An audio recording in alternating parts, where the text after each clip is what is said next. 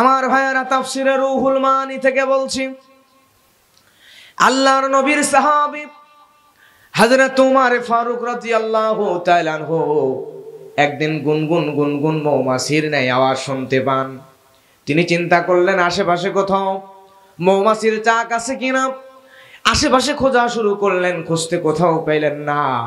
মৌমাছির চাক না পেয়ে তিনি আল্লাহর হাবিবের দিকে তাকালেন। তাকিয়ে দেখতে পেলেন আল্লাহর নবী শীতের দিনেও যেন ঘেমে যান। আল্লাহর রাসূলের শরীর চেহারা মোবারক লাল বর্ণ ধারণ করেছে। হযরত উমরের বুঝতে বাকি রইল না, আল্লাহর হাবিবের উপরে আসলে মৌমাছির গুনগুন আওয়াজ নয়, আল্লাহর হাবিবের উপরে এই মুহূর্তে আল্লাহ রাব্বুল আলামিন ওহী নাজিল করতেছেন। সুবহানাল্লাহ। আমার ভাইয়ের, ওই অবস্থায় সূরা মুমিনুনটা নাজিল হয়ে গেল। আল্লাহর হাবিব সঙ্গে সঙ্গে এইভাবে দুই হাতটা আল্লাহর দিকে উঠালেন। আল্লাহর হাবিব দোয়া করলেন, আল্লাহুম্মা জিদনা ওয়ালা তানকুসনা ওয়াকরিমনা ওয়ালা তুহিন্না ওয়াআতিনা ওয়ালা তাহরিমনা ওয়াআথিরনা ওয়ালা তু'থির আলাইনা ওয়ারতিনা ওয়ারতা আন্না। আল্লাহ রাব্বুল আলামিনের নবী দোয়া করলেন, রব্বুল আলামিন আমাদেরকে আপনি বাড়িয়ে দেন, আমাদেরকে আপনি কমায়া দিয়েন না, আমাদেরকে আপনি সম্মানিত করেন, অসম্মানিত করেন না। এবং সব উম্মতের চাইতে, সব নবীর উম্মতের চাইতে আমার উম্মতি মুহাম্মাদীকে সব চাইতে বেশি সম্মানিত করে দেন। সুবহানাল্লাহ। আল্লাহর হাবিব দোয়া করলেন, করার পরে এই সূরা মুমিনুন সবে মাত্র যে আয়াতগুলো নাজিল হয়েছে, এই আয়াতগুলা আল্লাহর নবী তেলাওয়াত করলেন। করার পরে 11টি আয়াত তেলাওয়াত করে আল্লাহর নবী বললেন, এই 11টি আয়াতের মধ্যে যে 7টি গুণের কথা আল্লাহ রাব্বুল আলামিন বলে দিয়েছেন, এই 7টি গুণ যদি আমি আপনি আপনার মধ্যে কাউরের মধ্যে পাওয়া যায়, আল্লাহ রাব্বুল আলামিন ওই 7 গুণওয়ালা ব্যক্তিকে জান্নাতের মধ্যে দিয়ে দিবেন। আল্লাহর হাবিব গ্যারান্টি দিয়েছেন। সুবহানাল্লাহ। গুণ কয়টা? 7টা।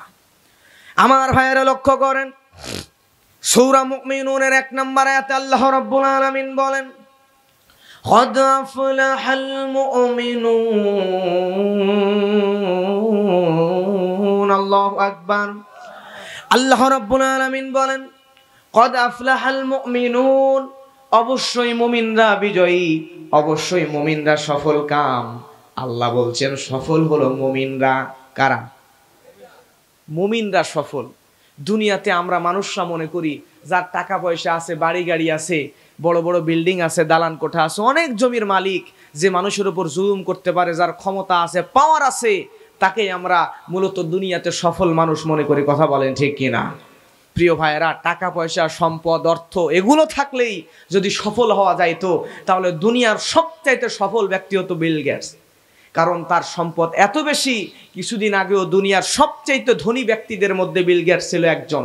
শুধু তাই নয়, সাংবাদিকরা পত্রিকায়, অনলাইনে তার সম্পদের বিবরণ দিতে গিয়ে, বোঝাইতে গিয়ে বলছে এভাবে, এই বিল গেটসের যত সম্পদ আছে সব সম্পদ দিয়া যদি লোহার সিঁড়ি বানানো হতো, তাহলে সেটা দিয়ে প্রায় চাঁদে যাওয়া হইতো। বোঝানোর জন্য বলছে। সুবহানাল্লাহ বলবেন না? এত সম্পদ। কিন্তু আমি জানি মেহেরপুর গাঙ্গী উপজেলার মানুষ, আপনারা জ্ঞানী বিচক্ষণ মানুষ, আপনারা বলবেন এই লোকটার সম্পদ ছিল অনেক, পাওয়ার ছিল, টাকা পয়সা সব ছিল, কিন্তু ঈমান ছিল না। ঈমান যদি না যায়, তাহলে ঈমান যদি না থাকে, তাহলে কি সে জান্নাতে যাবে? জান্নাতে যাবে না। আমার ভাইয়েরা, ঈমান নাই, জান্নাতে যাবে না। জান্নাতে যদি কোনো মানুষ না যায়, তার সব থাকলেও সে কি সফল নাকি ব্যর্থ? তার মানে বোঝা যাচ্ছে আপনি সফল হবেন তখন, আপনি ইমানদার মুমিন বান্দা হবেন যখন। কথা বলেন ঠিক কিনা? কিন্তু আজকে সফল হতে হলে মুমিন হতে হবে, আর মুমিন হতে হলে ইমানদার হওয়া লাগবে।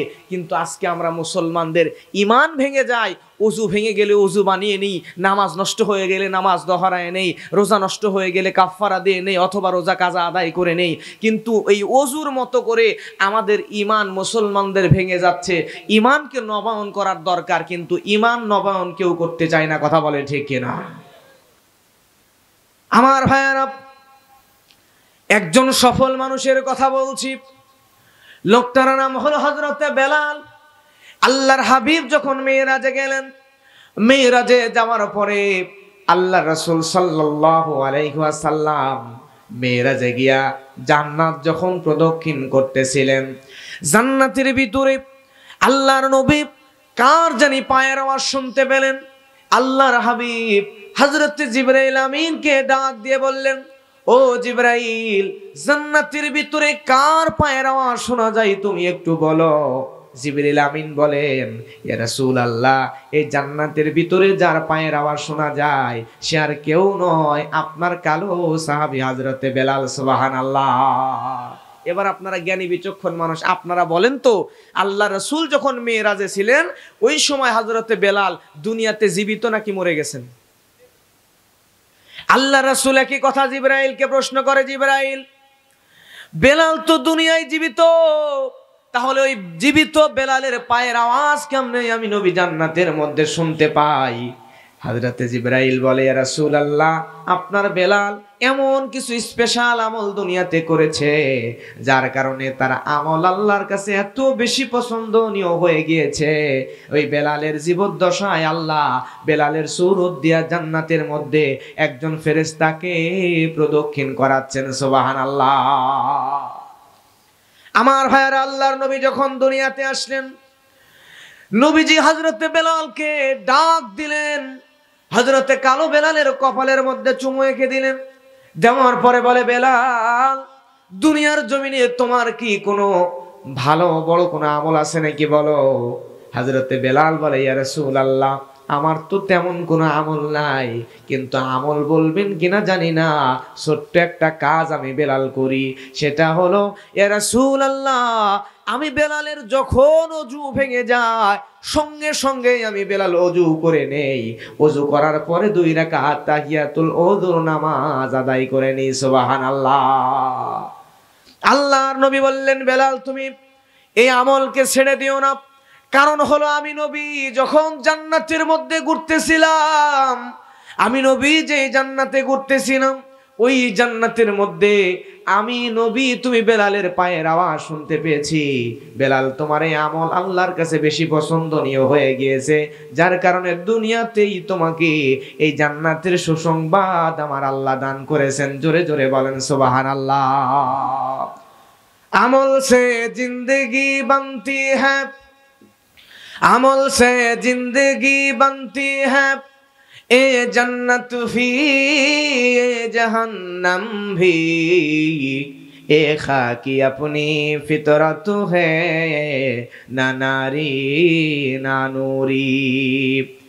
আমল দিয়ে মানুষের জীবন গঠন হয়, জান্নাতের নূর কিংবা জাহান্নামের আগুন দিয়ে মানুষের জীবন তৈরি হয় না। এজন্য যদি আমলি জিন্দেগি তৈরি করতে পারেন, আল্লাহ রব্বুল আলামিন আপনাকে জান্নাতের ভিতরে ঢুকাবেন। সুবহানাল্লাহ।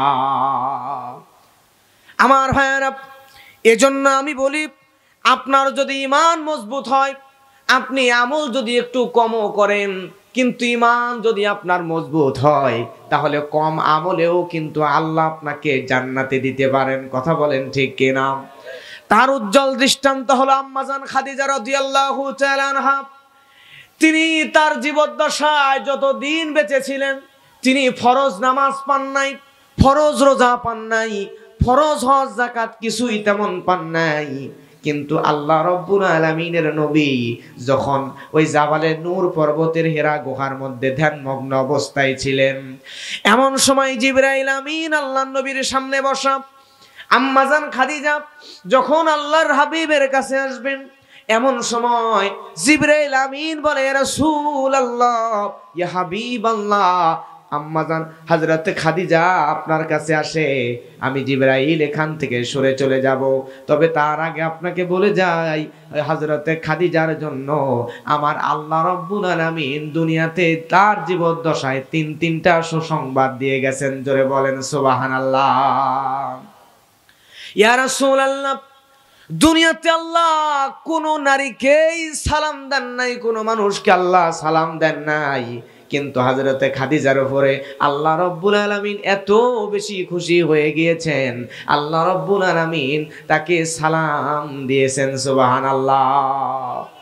2 নম্বর সুসংবাদ হলো আল্লাহ রাব্বুল আলামিন যে খাদিজাকে সালাম দিয়ে দেয়, আমি জিবরাইল কেমনে তাকে সালাম দেওয়ার লোভ সামলাইতে পারি, আমি জিবরাইলও তাকে সালাম দিয়ে দিলাম। আর 3 নাম্বার সুসংবাদ হলো খাদিজাকে বলে দিবেন, ওই খাদিজার জন্য তার আমলে আল্লাহ তার ইমানি মজবুতি দেখে এত বেশি খুশি হয়ে গিয়েছেন, আল্লাহ রাব্বুল আলামিন খাদিজার জীবদ্দশায় জান্নাতের সুসংবাদ তারে দিয়ে দিয়েছেন। সুবহানাল্লাহ। লক্ষ্য করেন, হযরতে খাদিজার তেমন আমল ছিল না, ফরজ নামাজ, ফরজ রোজা, ফরজ হজ যাকাত কিছুই পান নাই, কিন্তু তার ইমানি মজবুতির কারণে দুনিয়ার কাউকে আল্লাহ সালাম না দিলেও হযরতে খাদিজা এমন মহিয়সী নারী, স্বয়ং আল্লাহর ফেরেশতা জিবরাইল তাকে সালাম দিয়েছে, এমনকি দুনিয়াতে জান্নাতের সার্টিফিকেট দিয়ে দিয়েছেন। জোরে বলেন সুবহানাল্লাহ।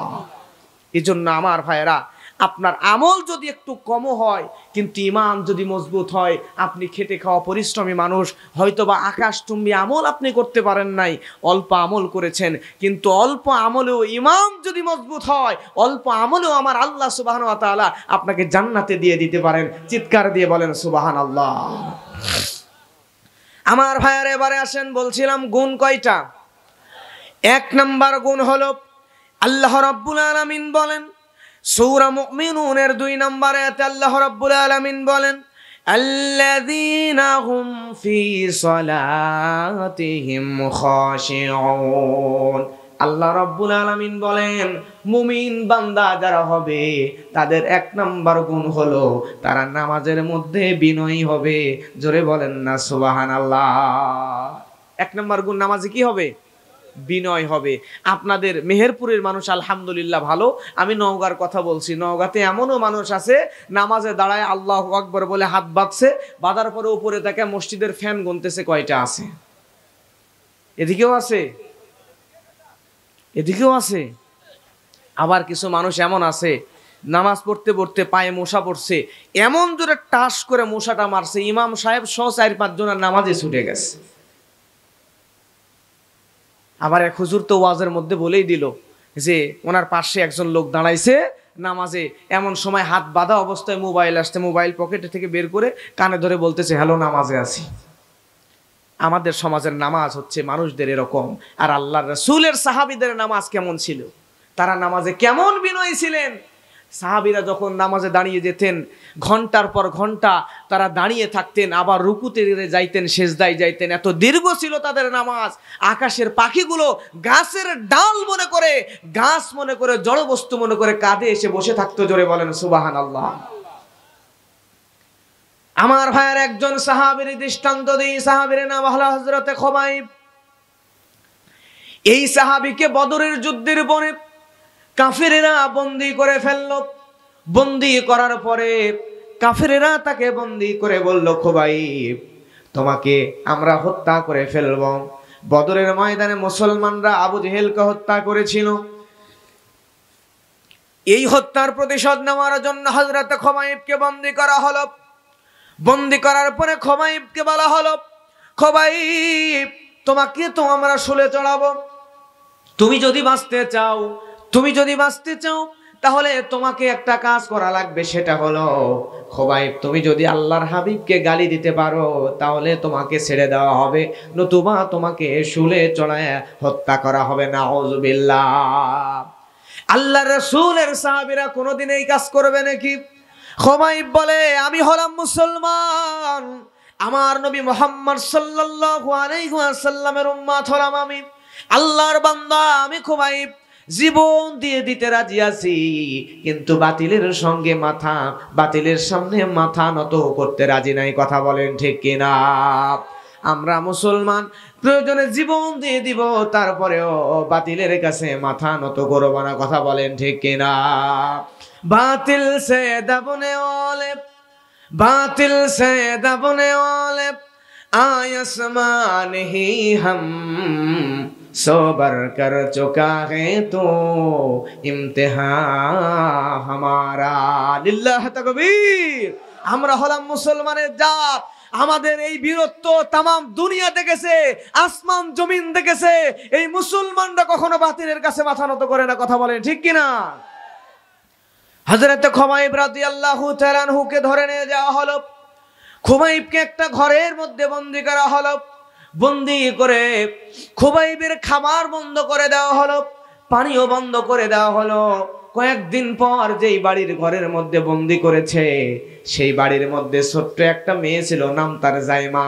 জাইমা নামক মেয়েটা চিন্তা করলো, আমাদের বাড়ির মধ্যে খুবাইব বন্দী, খুবাইবের খাবার তো বন্ধ হয়ে আছে, পানিও বন্ধ হয়ে আছে, আজকে কয়েকদিন নবীর সাহাবী বেঁচে আছে নাকি মরে গেছে দেখার দরকার। এই ছোট্ট মেয়েটা জানালা দিয়ে উকি দেওয়ার জন্য জানালার কাছে চলে গেল।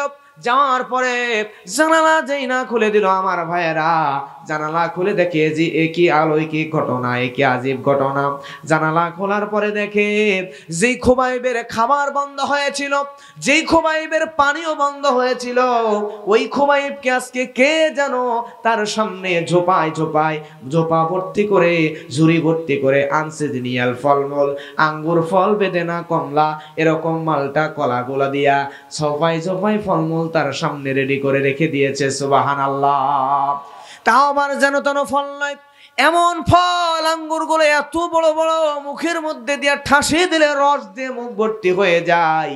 খুবাইবকে পরবর্তীতে জিজ্ঞাসা করা হলো, খুবাইব তোমার তো আমরা খাবার বন্ধ করে দিয়েছিলাম, পানিও বন্ধ করে দিয়েছিলাম, তাহলে কে তোমাকে ঘরের মধ্যে খাবার দিয়ে গেল? সঙ্গে সঙ্গে খুবাইব বলে, ও কাফেরেরা শুনে নাও, আমি যেই আল্লাহর বান্দা, ওই আল্লাহর পক্ষে থাকার কারণে, আল্লাহর ইবাদত করার কারণে আল্লাহ রাব্বুল আলামিন আমাকে এত বেশি ভালোবেসেছেন, ওই আল্লাহ রাব্বুল আলামিন আমাকে জান্নাত থেকে রিজিকের ব্যবস্থা করে দিয়েছেন। সুবহানাল্লাহ। আমার ভাইয়ের হযরত খুবাইব রাদিয়াল্লাহু তাআলা আনহুকে ধরে নিয়ে যাওয়া হলো, শুলে চড়ানো হবে। তার আগে খুবাইবকে জিজ্ঞাসা করা হলো, খুবাইব তোমাকে তো হত্যা করা হবে, তার আগে তুমি বলো, হত্যা করা হবে, শুলে চড়ানো হবে, তার আগে তুমি বলো তোমার কোনো শেষ কোনো আশা আছে কিনা, শেষ কোনো চাওয়া পাওয়া আছে কিনা। সঙ্গে সঙ্গে হযরত খুবাইব বলছে, ও কাফেরেরা তোমরা শুনে নাও, আমি খুবাইবের শেষ আশা হলো, আমাকে জীবনের শেষ চাওয়া হলো, আমাকে মৃত্যুর আগে 2 রাকাত নামাজ আদায়ের সুযোগ করে দাও। সুবহানাল্লাহ। আমাকে আপনাকে মৃত্যুর আগে যদি জিজ্ঞেস করা হতো আমাদের শেষ কোনো আশা আছে কিনা, শেষ কোনো ইচ্ছা আছে কিনা, আমরা বলতাম, কেউ বলতো বিরিয়ানি খাবো, কেউ বলতো রোস্ট খাবো, কেউ বলতো তন্দুর রুটি খাবো, আবার কেউ বলতো আমার জীবনের শেষ আশা আমার জনম দুঃখিনী মা, আমার স্ত্রী সন্তানদের সাথে আমার একটু দেখা করার ব্যবস্থা করে দাও। এ কথা আমি আপনি বলতাম, কথা বলেন ঠিক কিনা? কিন্তু খুবাইব রাদিয়াল্লাহু তাআলা আনহু জীবনের শেষ 2 রাকাত নামাজ আদায় করার জন্য অনুমতি চাইলেন। কাফিরেরা বলল, ও খুবাইব তোমাকে অনুমতি দিয়ে দেওয়া হলো। খুবাইব চলে গেল 2 রাকাত নামাজ আদায় করার জন্য। আমার ভাইয়েরা, হযরতে খুবাইব রাদিয়াল্লাহু তাআলা আনহু এমন সুন্দর করে বিনয়ের সঙ্গে নামাজে দাঁড়িয়ে গেলেন, নামাজ পড়তেছেন। নামাজের দৃশ্য দেখে কাফেরেরা চাতক পাখির মতো চেয়ে আছে। জোরে বলেন সুবহানাল্লাহ।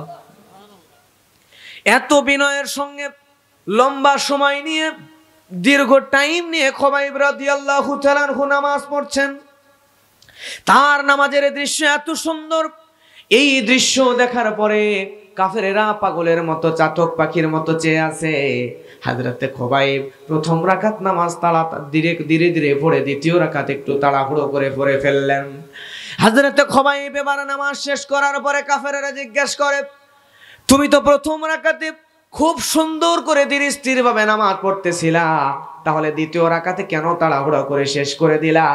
সঙ্গে সঙ্গে হযরতে খুবাইব বলতেছে, ও কাফেররা তোমরা শুনে নাও, আমি যখন নামাজ পড়ছিলাম, এই নামাজে, জীবনের শেষ নামাজে এত মজা আমি পাচ্ছিলাম, আমার মনে হচ্ছিল জীবন যদি চলে যায় তারপরেও আমি খুবাইব নামাজ ছেড়ে দিতাম না।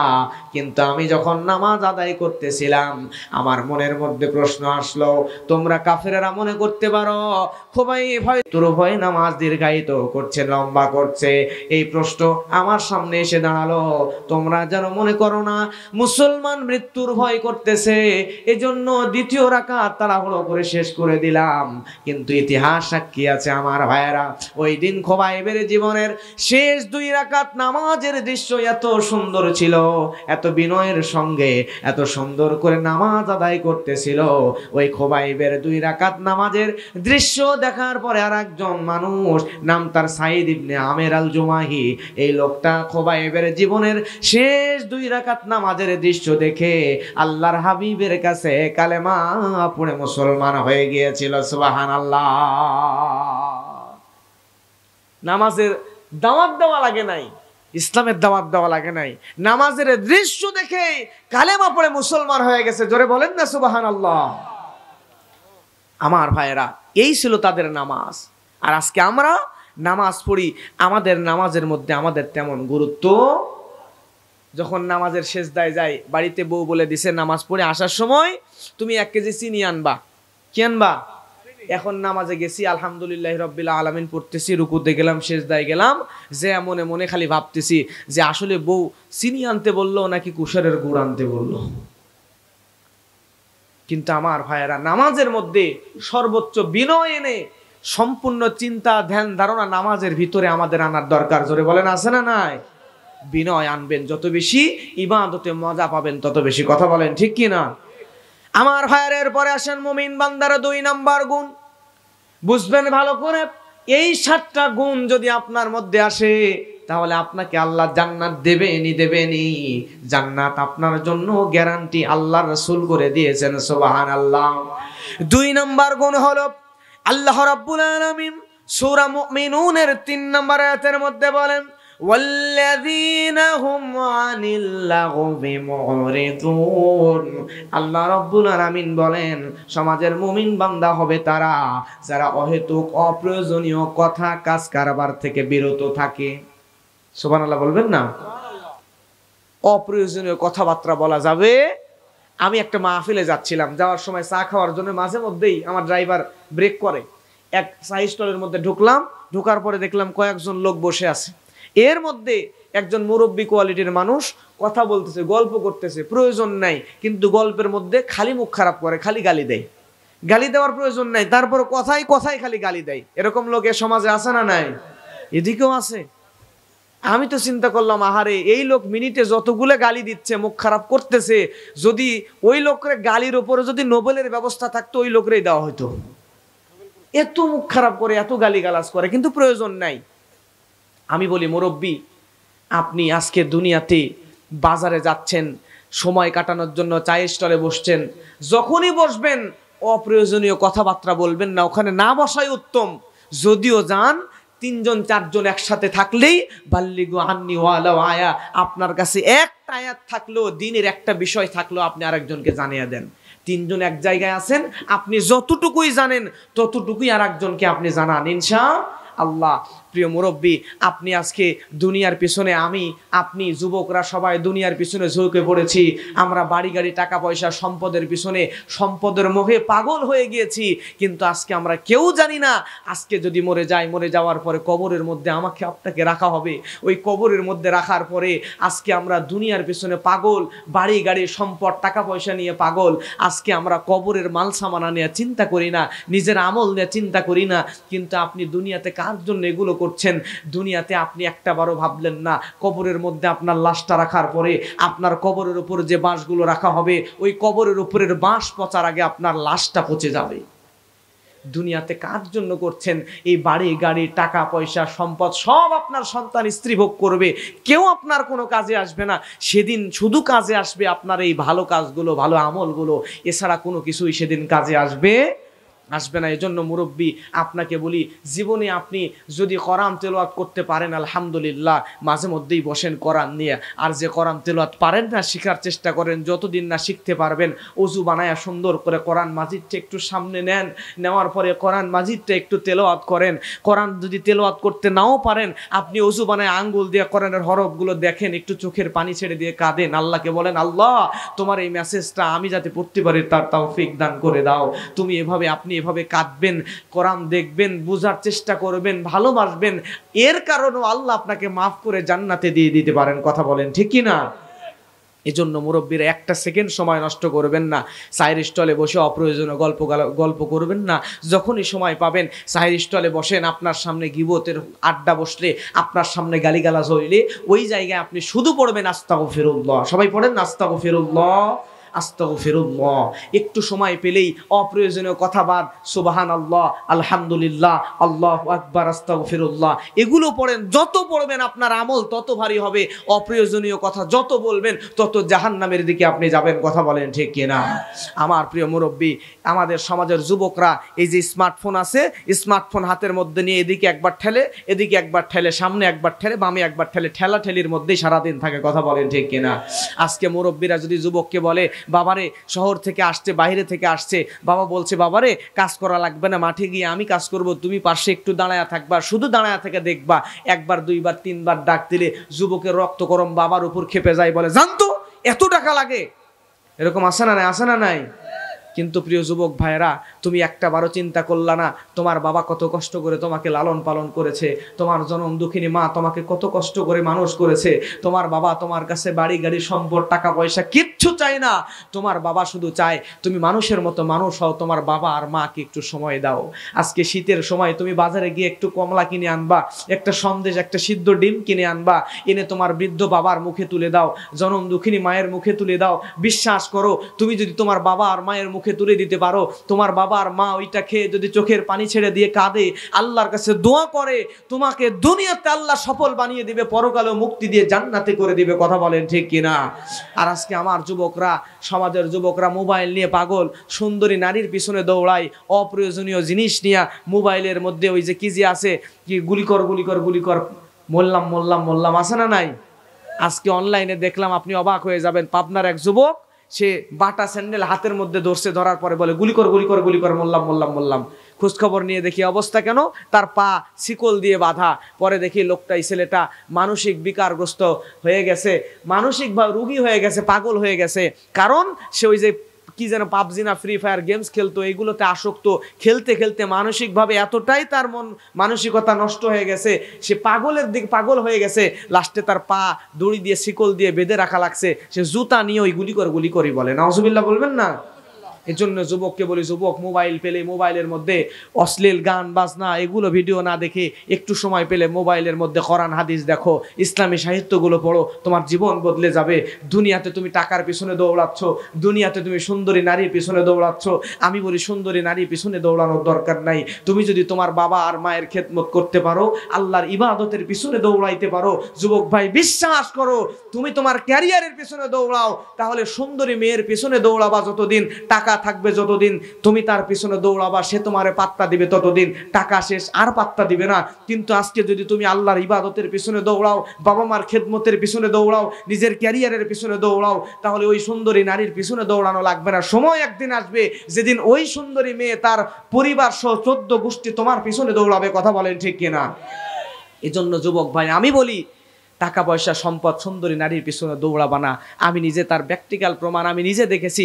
টাকার পিছনে দৌড়াইলে টাকা পাই নাই, কিন্তু আমি পরিবর্তন করেছি লক্ষ্য। যেদিন থেকে কোরআনের পিছনে দৌড়ানো শুরু করেছি, কোরআনের দাওয়াতের পিছনে দৌড়ানো শুরু করেছি, আল্লাহর ইবাদতের পিছনে দৌড়ানো শুরু করেছি, আমার যুবক ভাই বিশ্বাস করো, টাকার পিছনে দৌড়ায় টাকা পাই নাই, কিন্তু আমি যখন আল্লাহর ইবাদত, কোরআন, পরকালের দিকে দৌড়ানোর নিয়ত করে আগানো শুরু করেছি, টাকা আমার পিছনে দৌড়ায়, টাকা আমার পিছনে দৌড়ায়, টাকা আমার পিছনে দৌড়ায়, টাকা রাখার জায়গায় পাই না। জোরে বলেন সুবহানাল্লাহ।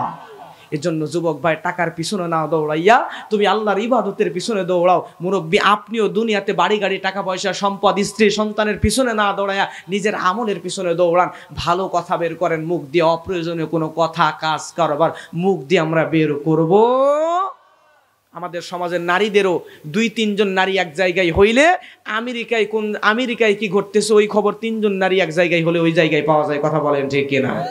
আর 3 জন নারী এক জায়গায় হলে মুখের মধ্যে পান দিয়া কার বউ কার সাথে পালিয়ে চলে গেছে, কার মেয়ের সঙ্গে কার প্রেম ভালোবাসা, যত দুনিয়ার গীবত আছে ওই এক জায়গায় চলে আসে। কথা বলেন ঠিক কিনা?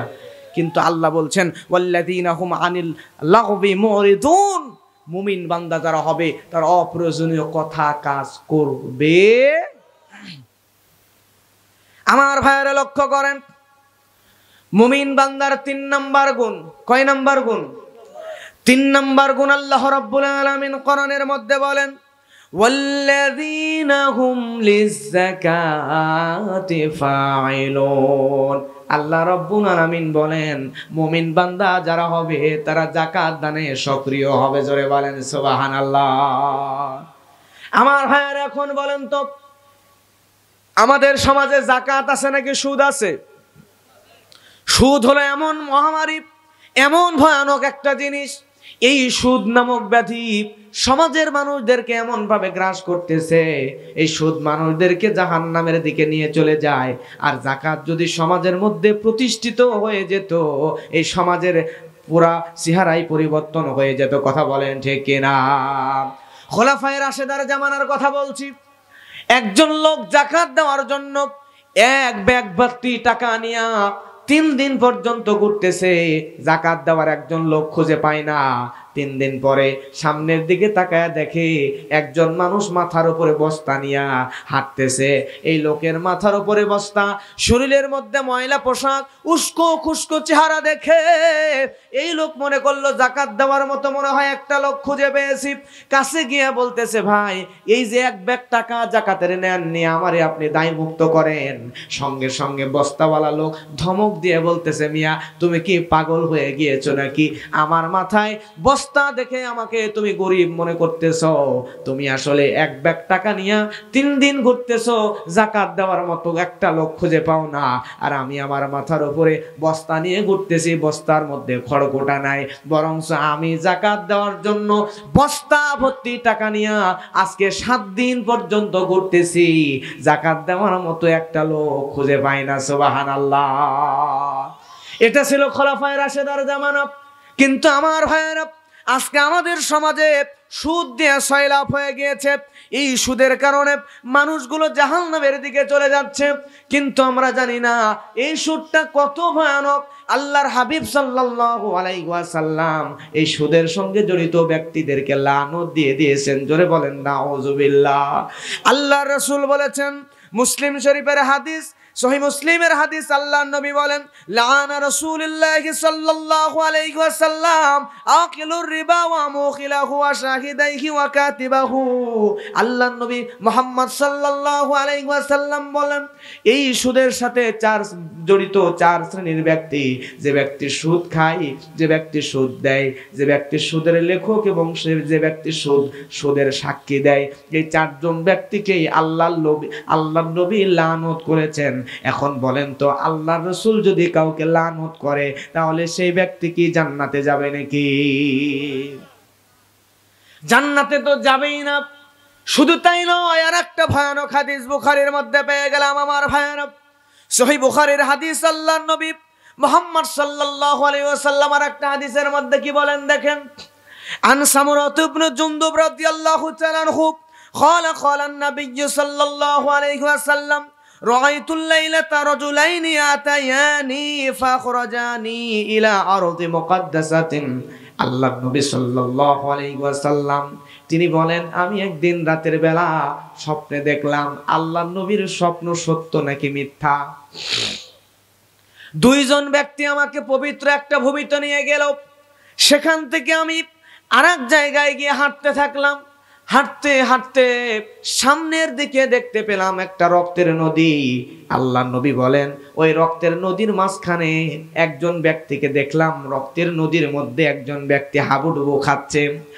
এমন সময় ওই রক্তের নদীর তীরের দিকে তাকায় দেখি আর একজন ব্যক্তি ভয়ানক চেহারার, সামনে বিশাল বড় একটা পাথর নিয়ে দাঁড়িয়ে আছে।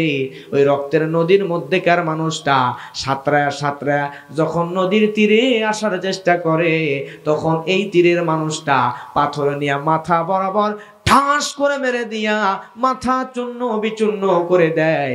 দেওয়ার পরে ওই লোকটা যেখান থেকে তীরে আসার চেষ্টা করেছে, আবারও ওই জায়গায় লোকটা ফিরে চলে যায়। জোরে বলেন আল্লাহু আকবার।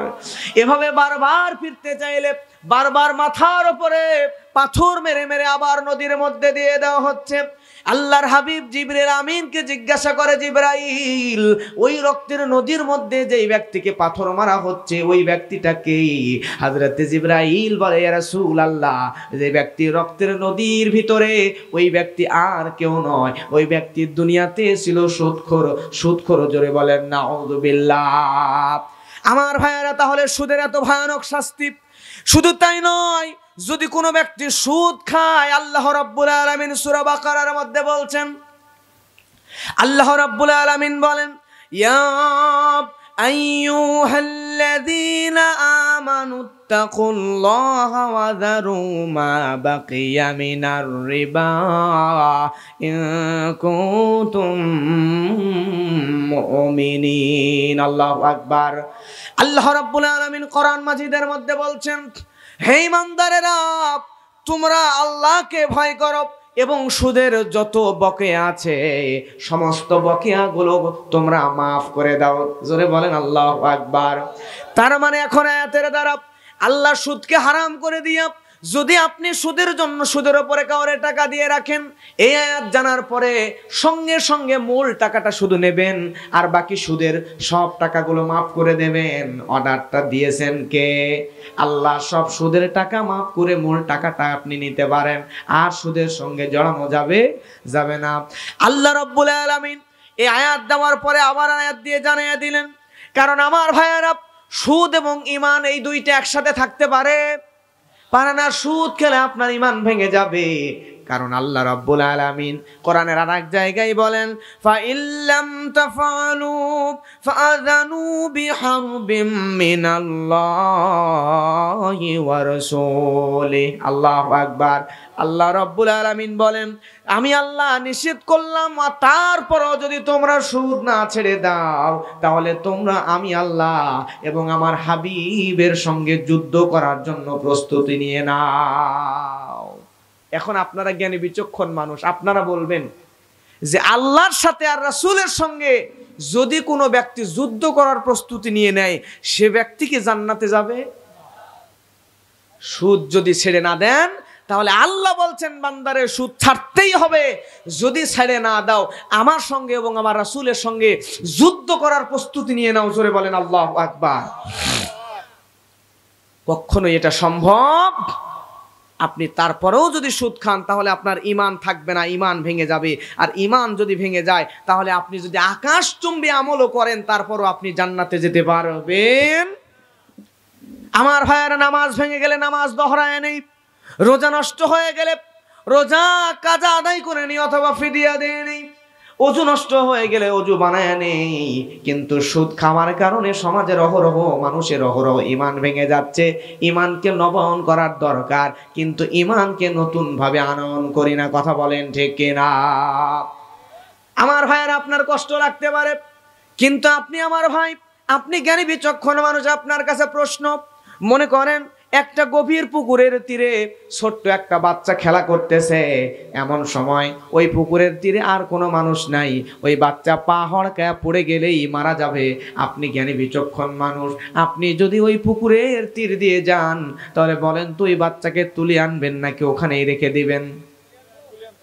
ওখানে কেউ রেখে দিবে, তুলে আনবেন। কিন্তু আপনি যখন বাচ্চাটাকে তুলতে যাবেন, তখন ওই বাচ্চা আপনাকে চিমটি দিয়ে দেবে, দাড়ি ধরে টান দেবে, আপনাকে আঘাত করবে, কষ্ট দেবে। কারণ সে মনে করবে যে আমি তো আরামেই খেলতেছিলাম, আমারে কেন এভাবে বাধা দেয়, আমারে কেন তুলে আনতেছে। কথা বলেন ঠিক কিনা? প্রিয় ভাইরা, আপনি রাগ করবেন না। আমি মনে করি আপনি যদিও আমার চাইতে বয়সে অনেক বড়, কিন্তু আমি দিনের ক্ষেত্রে, দিনের খাতিরে আপনাকে ছোট বাচ্চার মতোই ভালোবাসি।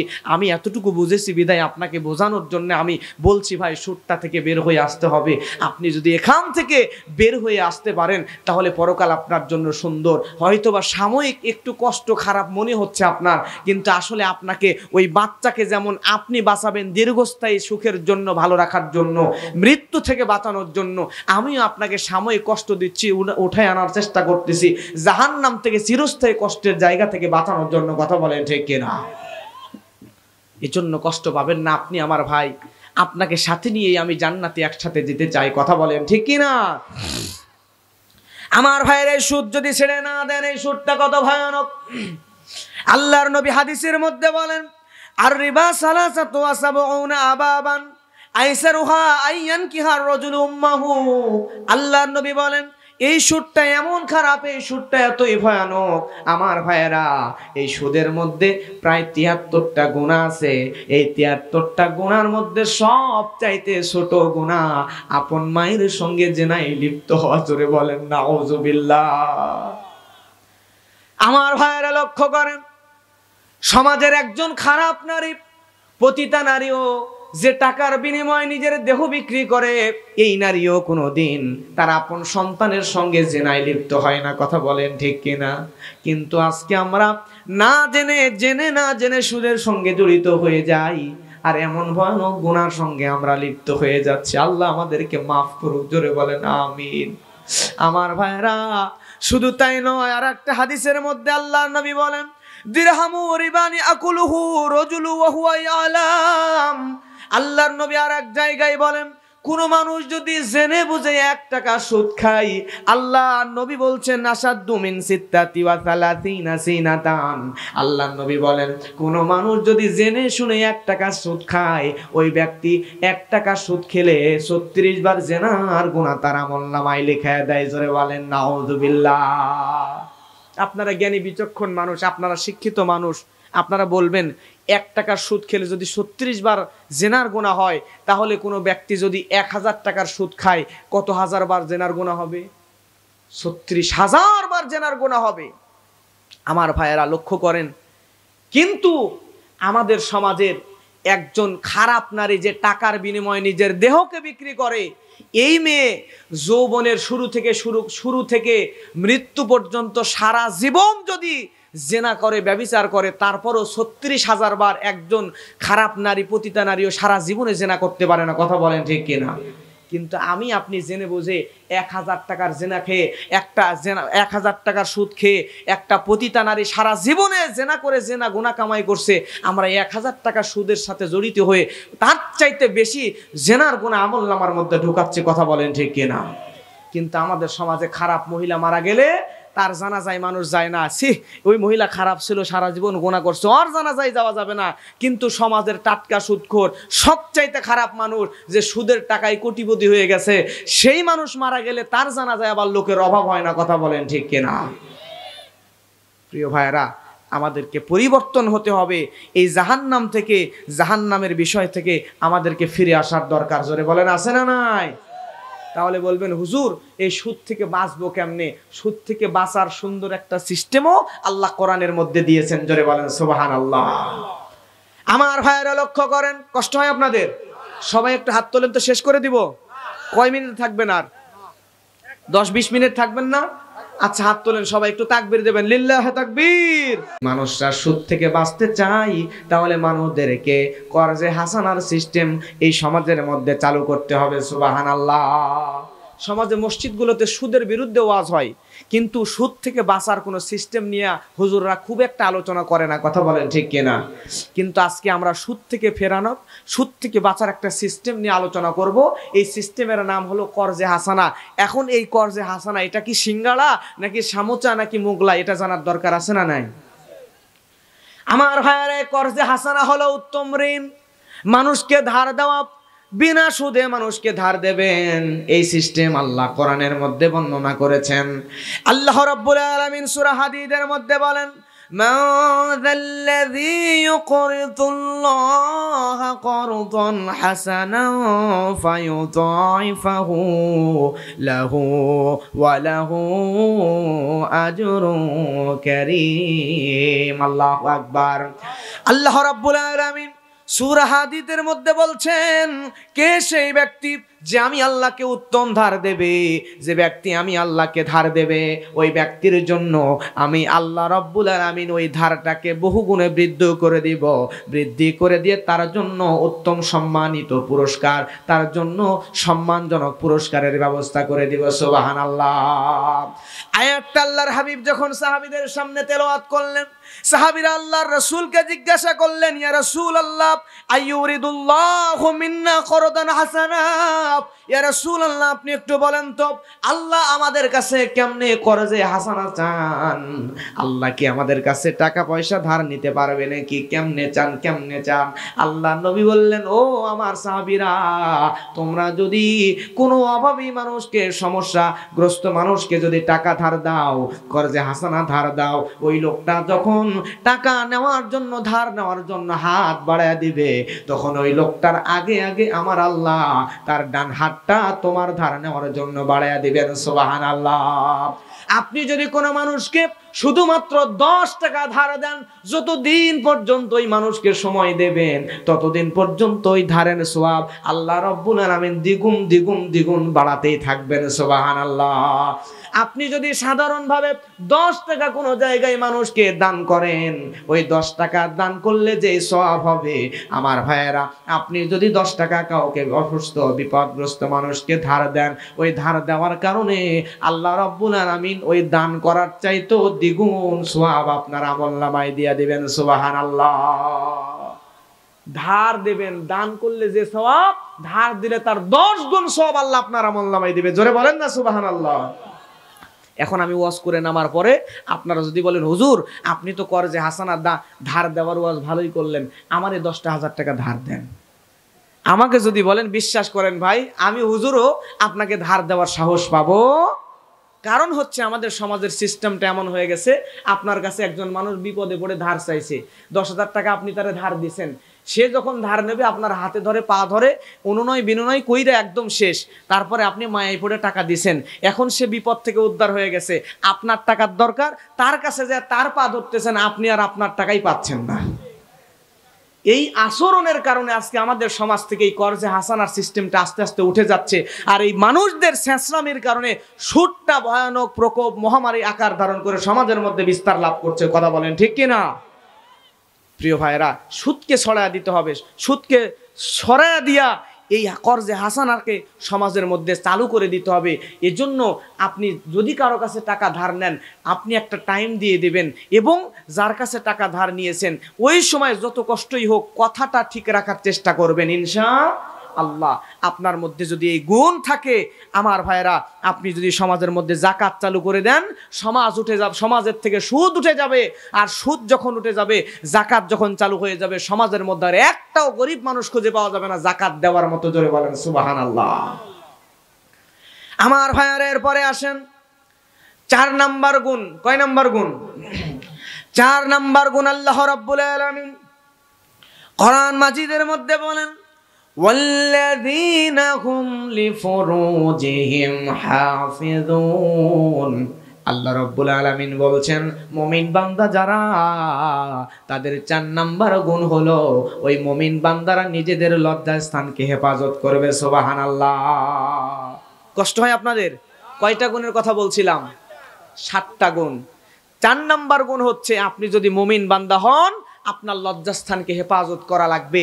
আপনি যদি আপনার লজ্জাস্থানকে হেফাজত করতে পারেন, তাহলে বিশ্বাস করেন এই পর্দার কারণে আল্লাহ সুবহানাহু ওয়া তাআলা লজ্জাস্থানের হেফাজতের কারণে আপনাকে জান্নাতি বান্দা বানায়া দিবেন। জোরে বলেন না সুবহানাল্লাহ। কিন্তু আমাদের সমাজে পর্দা পরিপূর্ণ আছে নাকি? হ্যাঁ, পর্দা নাই, নিজেও পর্দা নাই। কিছু কিছু যুবক আছে পালসার, অ্যাপাচি, ডিসকভার মোটরসাইকেল নিয়ে বউরে পাতলা শাড়ি পরাইয়া তারপরে মোটরসাইকেলের পিছনে নিচে নেওয়ার পরে ঘুরতেছে, নিজেরও ইমান নাই, আশেপাশের 10 জন মুরব্বী যুবক সবার ইমান নষ্ট করতেছে, মোটরসাইকেলে বউ নিয়ে ঘোরায়। কথা বলেন ঠিক কিনা? বউ নিয়ে যদি একান্তই ঘুরতে ইচ্ছা করে, মোটরসাইকেল নিয়ে ঘোরেন, সমস্যা নাই, পরিপূর্ণ পর্দা করায়, বোরখা পরায়, চোখটাও পর্যন্ত ঢাকবেন। আর যদি সমস্যা হয়, মিনিমাম বোরখা পরায় তারপরে বের করবেন। শুধুমাত্র 3 পিস পাতলা শাড়ি পরায় সমাজের মানুষের ইমান নষ্ট করে আপনি তো জাহান্নামে যাবেন, আরো 10 জনকে নিয়ে জাহান্নামে যাওয়া যাবে না। কথা বলেন ঠিক কিনা? আমার তো মনে হয় ইসলামী রাষ্ট্র যদি সমাজের মধ্যে কায়েম থাকতো, তাহলে এই সমাজের মধ্যে যুবকরা এরকম বেপর্দা মেয়ে নিয়ে ঘুরতে পারতো না। কথা কন ঠিক কিনা? চাচা এরশাদের সময়, তখন সামরিক শাসন যখন ছিল, তখন এই যশোরের চাষরা মোড়ের একজন আপনার মেজর, তার ঘটনা শুনতেছিলাম। ওই লোকটা শীতের দিন কনকনে ঠান্ডার মধ্যে একজন মহিলা বের হয়ে পাতলা শাড়ি পরে দাঁড়িয়ে আছে রাস্তার পাশে। মেজর সাহেব দেখবেন ডিফেন্সের চাকরি যারা করে, পুলিশ, বিজিপি, আর্মি, র্যাব, এই ধরনের চাকরি যারা করে, তাদের মধ্যে কিছু কিছু মানুষ আছে আল্লাহওয়ালা অফিসার যারা, তাদের মধ্যে একটু দেখবেন তাদের মধ্যে কিছু আছে প্র্যাকটিসিং মুসলিম, যারা ইসলামকে নিয়ে প্র্যাকটিস করে। এ ধরনের একজন মানুষ উনি দেখতেছেন এমন পাতলা শাড়ি পরে দাঁড়ায় আছে, তখন সেফাইদেরকে ডাক দিয়ে বলতেছে, এই মহিলা এভাবে আছে মানুষদের ঈমান নষ্ট করবে, এর আজকে শাস্তি দেওয়াই লাগবে, এরে ঠান্ডা পানির মধ্যে নামান হোক। সুবহানাল্লাহ বলবেন না? কারণ হচ্ছে মেজর সাহেব মনে মনে বলতেছে, মেজর সাহেব এভাবে ডাইরেক্ট বলতেছে যে এই মহিলায় কনকনে ঠান্ডার মধ্যে যে পাতলা শাড়ি পরছে তার বডির সব কিছু বোঝা যায়, তাহলে পাতলা শাড়ি এই ঠান্ডার মধ্যে যদি পরে, গরমের মধ্যে শাড়ি পরে কি পরে না এটা বোঝাই তো মুশকিল। কথা বলেন ঠিক কিনা? আমার মনে হয় আমাদের মোটর সাইকেলের হেলমেট ছাড়া, ট্যাক্স টোকেন ছাড়া, ড্রাইভিং লাইসেন্স ছাড়া মোটর সাইকেল নিয়ে বের হলে জায়গায় জায়গায় যেমন সার্জেন্ট বসে কেস দিয়ে দেয়, ঠিক তেমন করেও বেপর্দা নারীর জন্য জায়গায় জায়গায় সার্জেন্ট বসায়া তাদেরকে চেক করা, বোরখা না থাকলে বেপর্দাভাবে মানুষের ঈমান যেন নষ্ট করে তাদেরকে ধরে ধরে কেস দিয়া পিটাইয়া জেলে দেওয়া দরকার। জোরে বলেন ঠিক কিনা? আমার ভাইয়েরা লক্ষ্য করেন, তাহলে মুমিন বান্দা হলে আমাদেরকে আল্লাহ রাব্বুল আলামিন বলেন মুমিন বান্দা যারা হবে তাদের লজ্জাস্থানকে হেফাজত করবে। এই মুমিন বান্দা আমি আপনি যদি হতে চাই তাহলে আমাদের দৃষ্টিকেও হেফাজত করার দরকার। জোরে বলেন আছে না নাই? শুধুমাত্র মেয়েরাই পর্দা করবে তা নয়, আপনি যদি মুমিন বান্দা হন, আল্লাহ রাব্বুল আলামিন কোরআনের মধ্যে বলেন, কুল্লিল মুমিনিনা ইয়াগুদ্দু মিন আবসারিহিম ওয়া ইয়াহফাযু ফুরুজাহুম যালিকা আযকা লাহুম ইন্নাল্লাহা খাবীরুম বিমা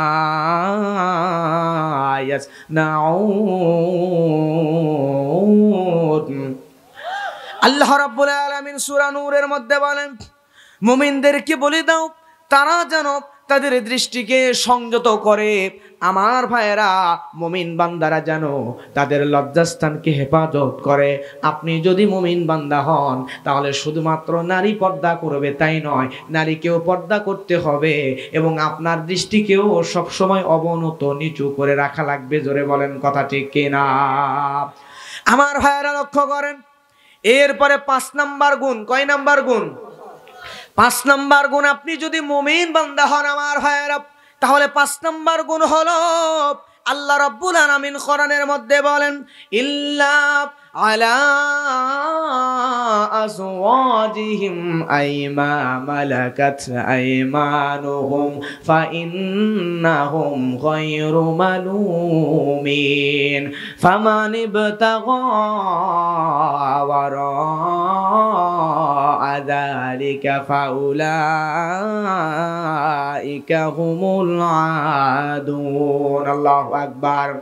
আল্লাহ রাব্বুল আলামিন এখানে বলেন, ইল্লা আলা আজওয়াজিহিম আও মা মালাকাত আইমানুহুম ফাইন্নাহুম গায়রু মালুমিন।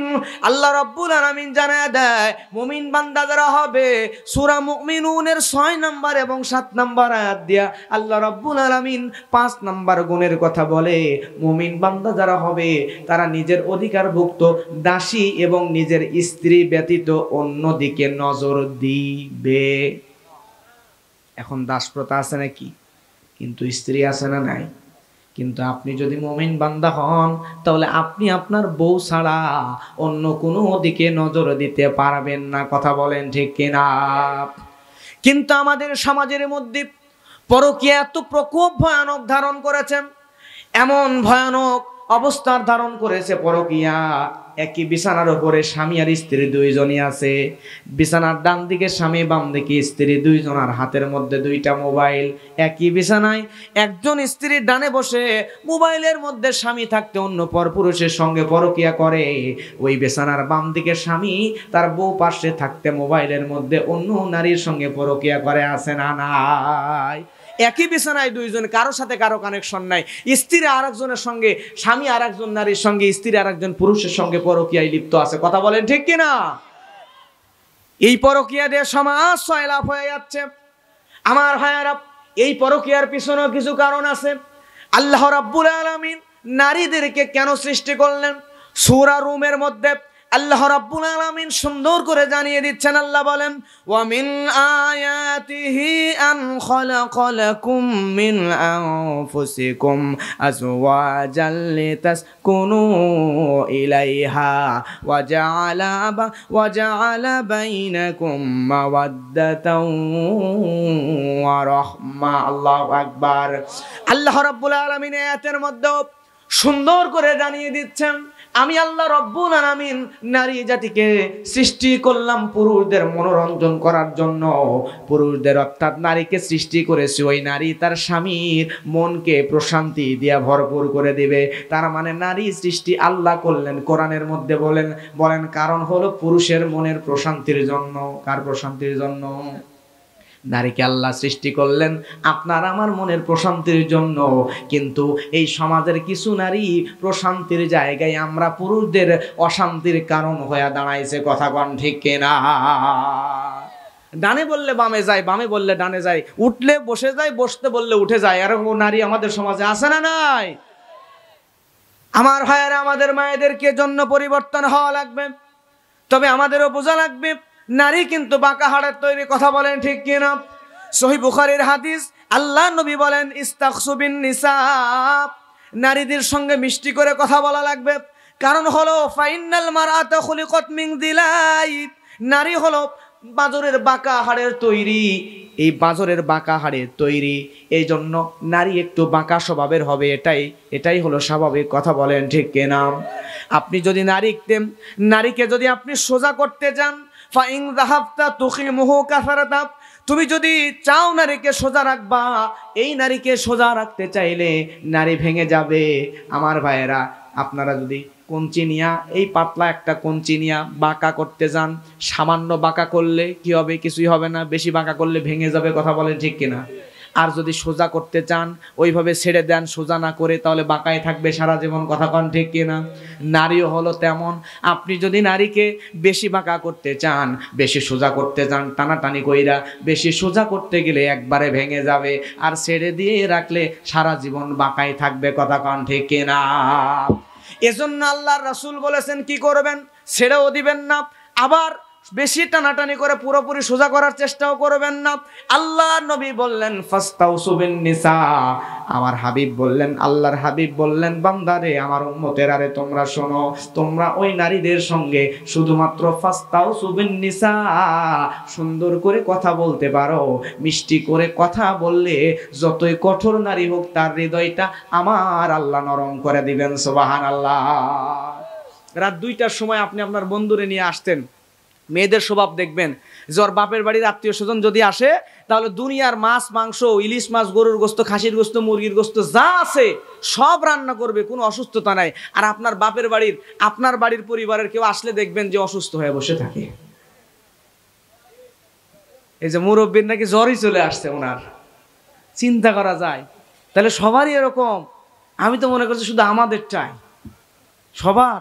আচ্ছা, এখন আসেন হাদিস থেকে জেনে নেন বিপদ থেকে বাঁচবেন কেমনে। নবী বললেন, ফাস্তাউসু বিন নিসা। রাত 2টার সময় আপনার বন্ধু বান্ধব আসছে আপনার বাড়িতে, আসার পরে আপনাকে এখন তো তাদের জন্য কিছু রান্না করা লাগবে। বউরে যা যদি বলেন, এই তাড়াতাড়ি ওঠ, বন্ধু বান্ধব আসছে, রান্না করে দে, তখন বউ কি বলবে জানেন? ওই যে ওইদিকে রান্নাঘর যায়, তুমি সুন্দর করে রান্না করে তোমার বন্ধু তুমি রান্না করে খাওয়াও, আর যদি না পারো হোটেল আছে কিনে খাওয়াও। কথা বলেন ঠিক কিনা? এই কথাই বলবে। এখন যদি আপনি আপনার বউয়ের কাছে যান, যা যদি বলেন, প্রাণের বিবি, তুমি আসলে অনেক ভালো একটা মেয়ে, তোমার প্রশংসা, তোমার রান্নার প্রশংসা সবাই করে, তোমার মতো একটা মেয়েকে জীবন সঙ্গী হিসেবে পাইছি, এজন্য আমার জীবন ধন্য। এরকম করে সুন্দর করে 2-4টা প্রশংসা করবেন, মিষ্টি করে কথা বলবেন, তখন সে নিজেই বলবে যে তোমার না বন্ধু বান্ধব আসছে, মনে হয় আত্মীয় স্বজন কে জানি আসছে, আমি রান্না করে দিচ্ছি, তাড়াতাড়ি বসতে বলো না, রান্না করে দিচ্ছি, নিয়ে যাও। সুবহানাল্লাহ বলবেন না? নারীদেরকে সোজা করার কৌশল, কোয়ালিটি আল্লাহর হাবিব শিখিয়ে দিয়েছেন। ফাস্তাউসু বিন নিসা, মিষ্টি করে কথা বলো। যতই কঠিন নারী হোক, তার হৃদয়টা আল্লাহ নরম করে দিবেন। বাঁকা সোজা করতে যাবেন না, আবার ছেড়ে দিয়েও রাখবেন না, হালকা সোজা করে ওইভাবে রেখে দিবেন। তাইলে দেখবেন সারা জীবন শান্তিতে, না হলে অশান্তিতে আপনার দুনিয়া আখিরাত সব বরবাদ। কথা বলেন ঠিক কিনা? আমার ভাইয়েরা লক্ষ্য করেন, এরপরে 6 নম্বর গুণ, জোরে বলেন কয় নম্বর গুণ? 6 নম্বর গুণ হলো আল্লাহ রাব্বুল আলামিন বলেন ওয়াল্লাযীনা হুম লিআমানাতিহিম ওয়া আহাদিহিম রাউন। আল্লাহু আকবার। আল্লাহ রাব্বুল আলামিন কোরআন মাজিদের মধ্যে বলেন, ও দুনিয়ার মানুষেরা তোমরা শুনে নাও, তোমরা যদি মুমিন বান্দা হতে চাও, জান্নাতি বান্দার কোয়ালিটি অর্জন করতে চাও, তাহলে তোমরা 6 নম্বরে যে গুণ অর্জন করবা তা হলো তোমাদের মধ্যে আমানত এবং ওয়াদা রক্ষা করার মানসিকতা থাকতে হবে। সুবহানাল্লাহ। অর্ডারটা কার?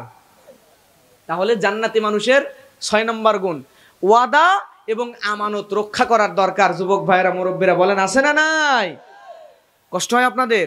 আর একবার হাত তোলেন, সবাই তোলেন তো, সবাই তুলবেন, জোরে তাকবীর দেবেন, লিল্লাহে তাকবীর।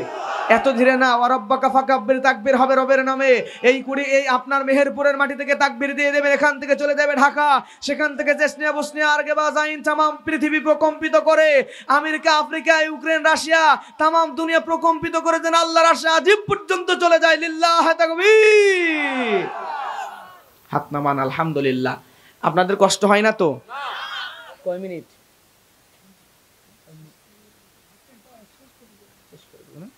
জি, আপনাদের কষ্ট হয় না তো? মাঝে মধ্যে একটু তাকবীর দেওয়ায় নিচ্ছি, কষ্ট হতে পারে, কিন্তু প্রিয় মুরব্বীরা, কলিজার টুকরা যুবক ভাইরা, আমরা যখন বিশ্ববিদ্যালয়ে ক্লাস করি, আমাদের বিশ্ববিদ্যালয়ের টিচাররা, প্রফেসররা আইসা একটা সাবজেক্টের উপর 45 মিনিট লেকচার দেন, ক্লাস নিয়ে তারপর বের হয়ে চলে যান। নতুন আর একজন টিচার আইসা আবার আর একটা নতুন বিষয়ের উপর ক্লাস নেন। এটা নিয়ে মডার্ন সায়েন্স গবেষণা করছে যে 45 মিনিট কেন? কারণ হচ্ছে একজন মানুষের একটা বিষয়ের প্রতি সর্বোচ্চ 45 মিনিট পর্যন্ত আগ্রহ, আকর্ষণ থাকে। 45 মিনিটের পর আকর্ষণ, আগ্রহ অন্যদিকে ডাইভার্ট হয়ে চলে যাইতে পারে।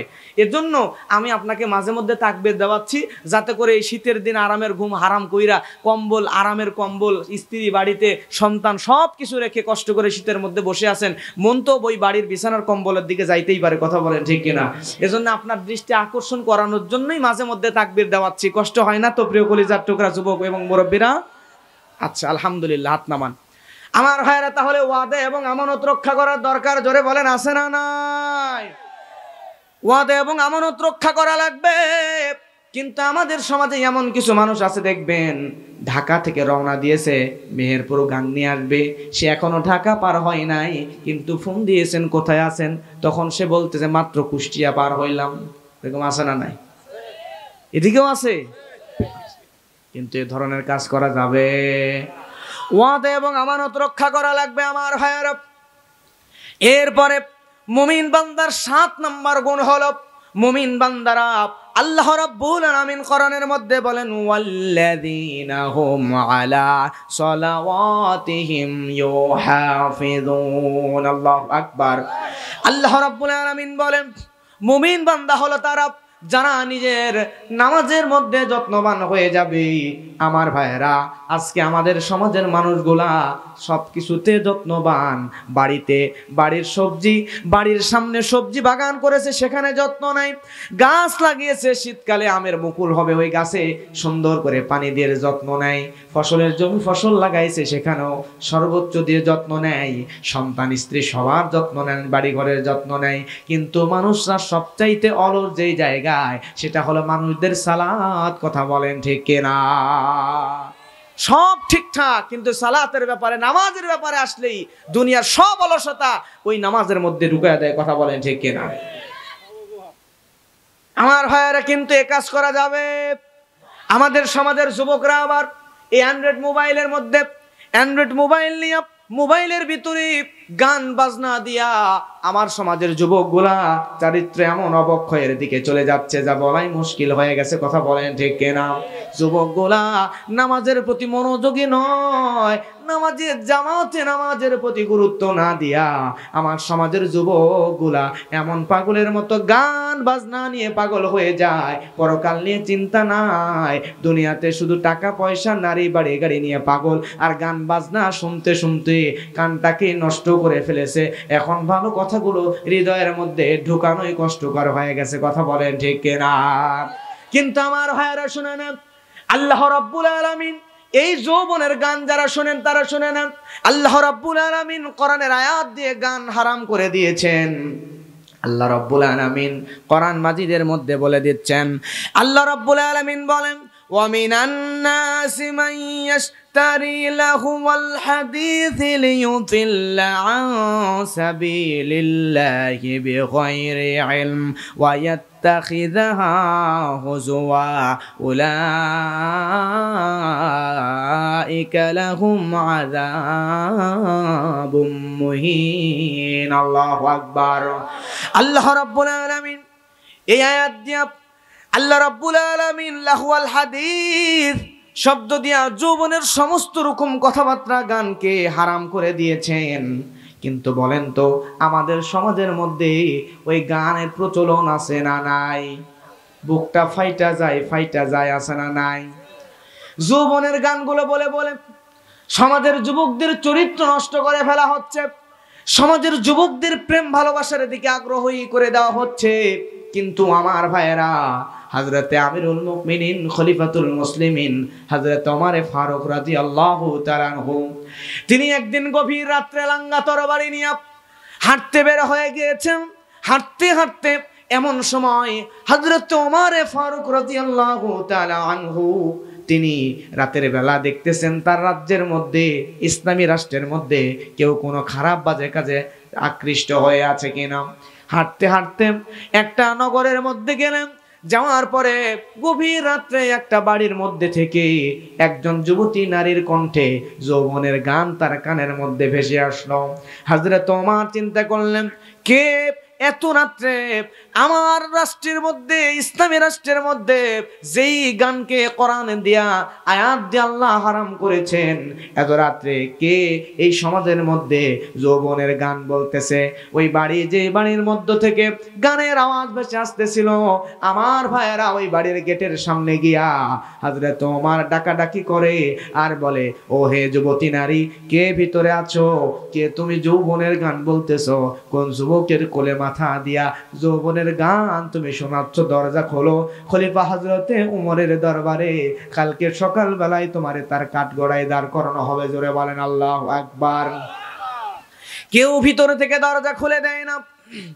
এমন সময় আমার ভাইয়েরা, এই হযরত উমর ডাকাডাকি করে দরজা যখন কেউ খুলে না, রাগান্বিত হয়ে দৌড় দিয়ে, আমার ভাইয়েরা রাগান্বিত হয়ে দৌড় দিয়ে হযরত ওমর বাড়ির পিছনের দরজায় চলে গেলেন। যাওয়ার পরে কেউ লিখেছেন সদর দরজার পাশে দেওয়াল ভেঙে ফেলেছে। আবার কেউ বলেছেন হযরত ওমরের এত রাগ, হযরত ওমরের এত রাগ, আমার ভাইয়েরা হযরত ওমর ফারুক রাদিয়াল্লাহু তাআলা আনহু রাগের চোটে ওই দরজায় লাথি দিয়ে দরজা ভেঙে বাড়ির মধ্যে প্রবেশ করেছে। ধরে বলেন আল্লাহু আকবার।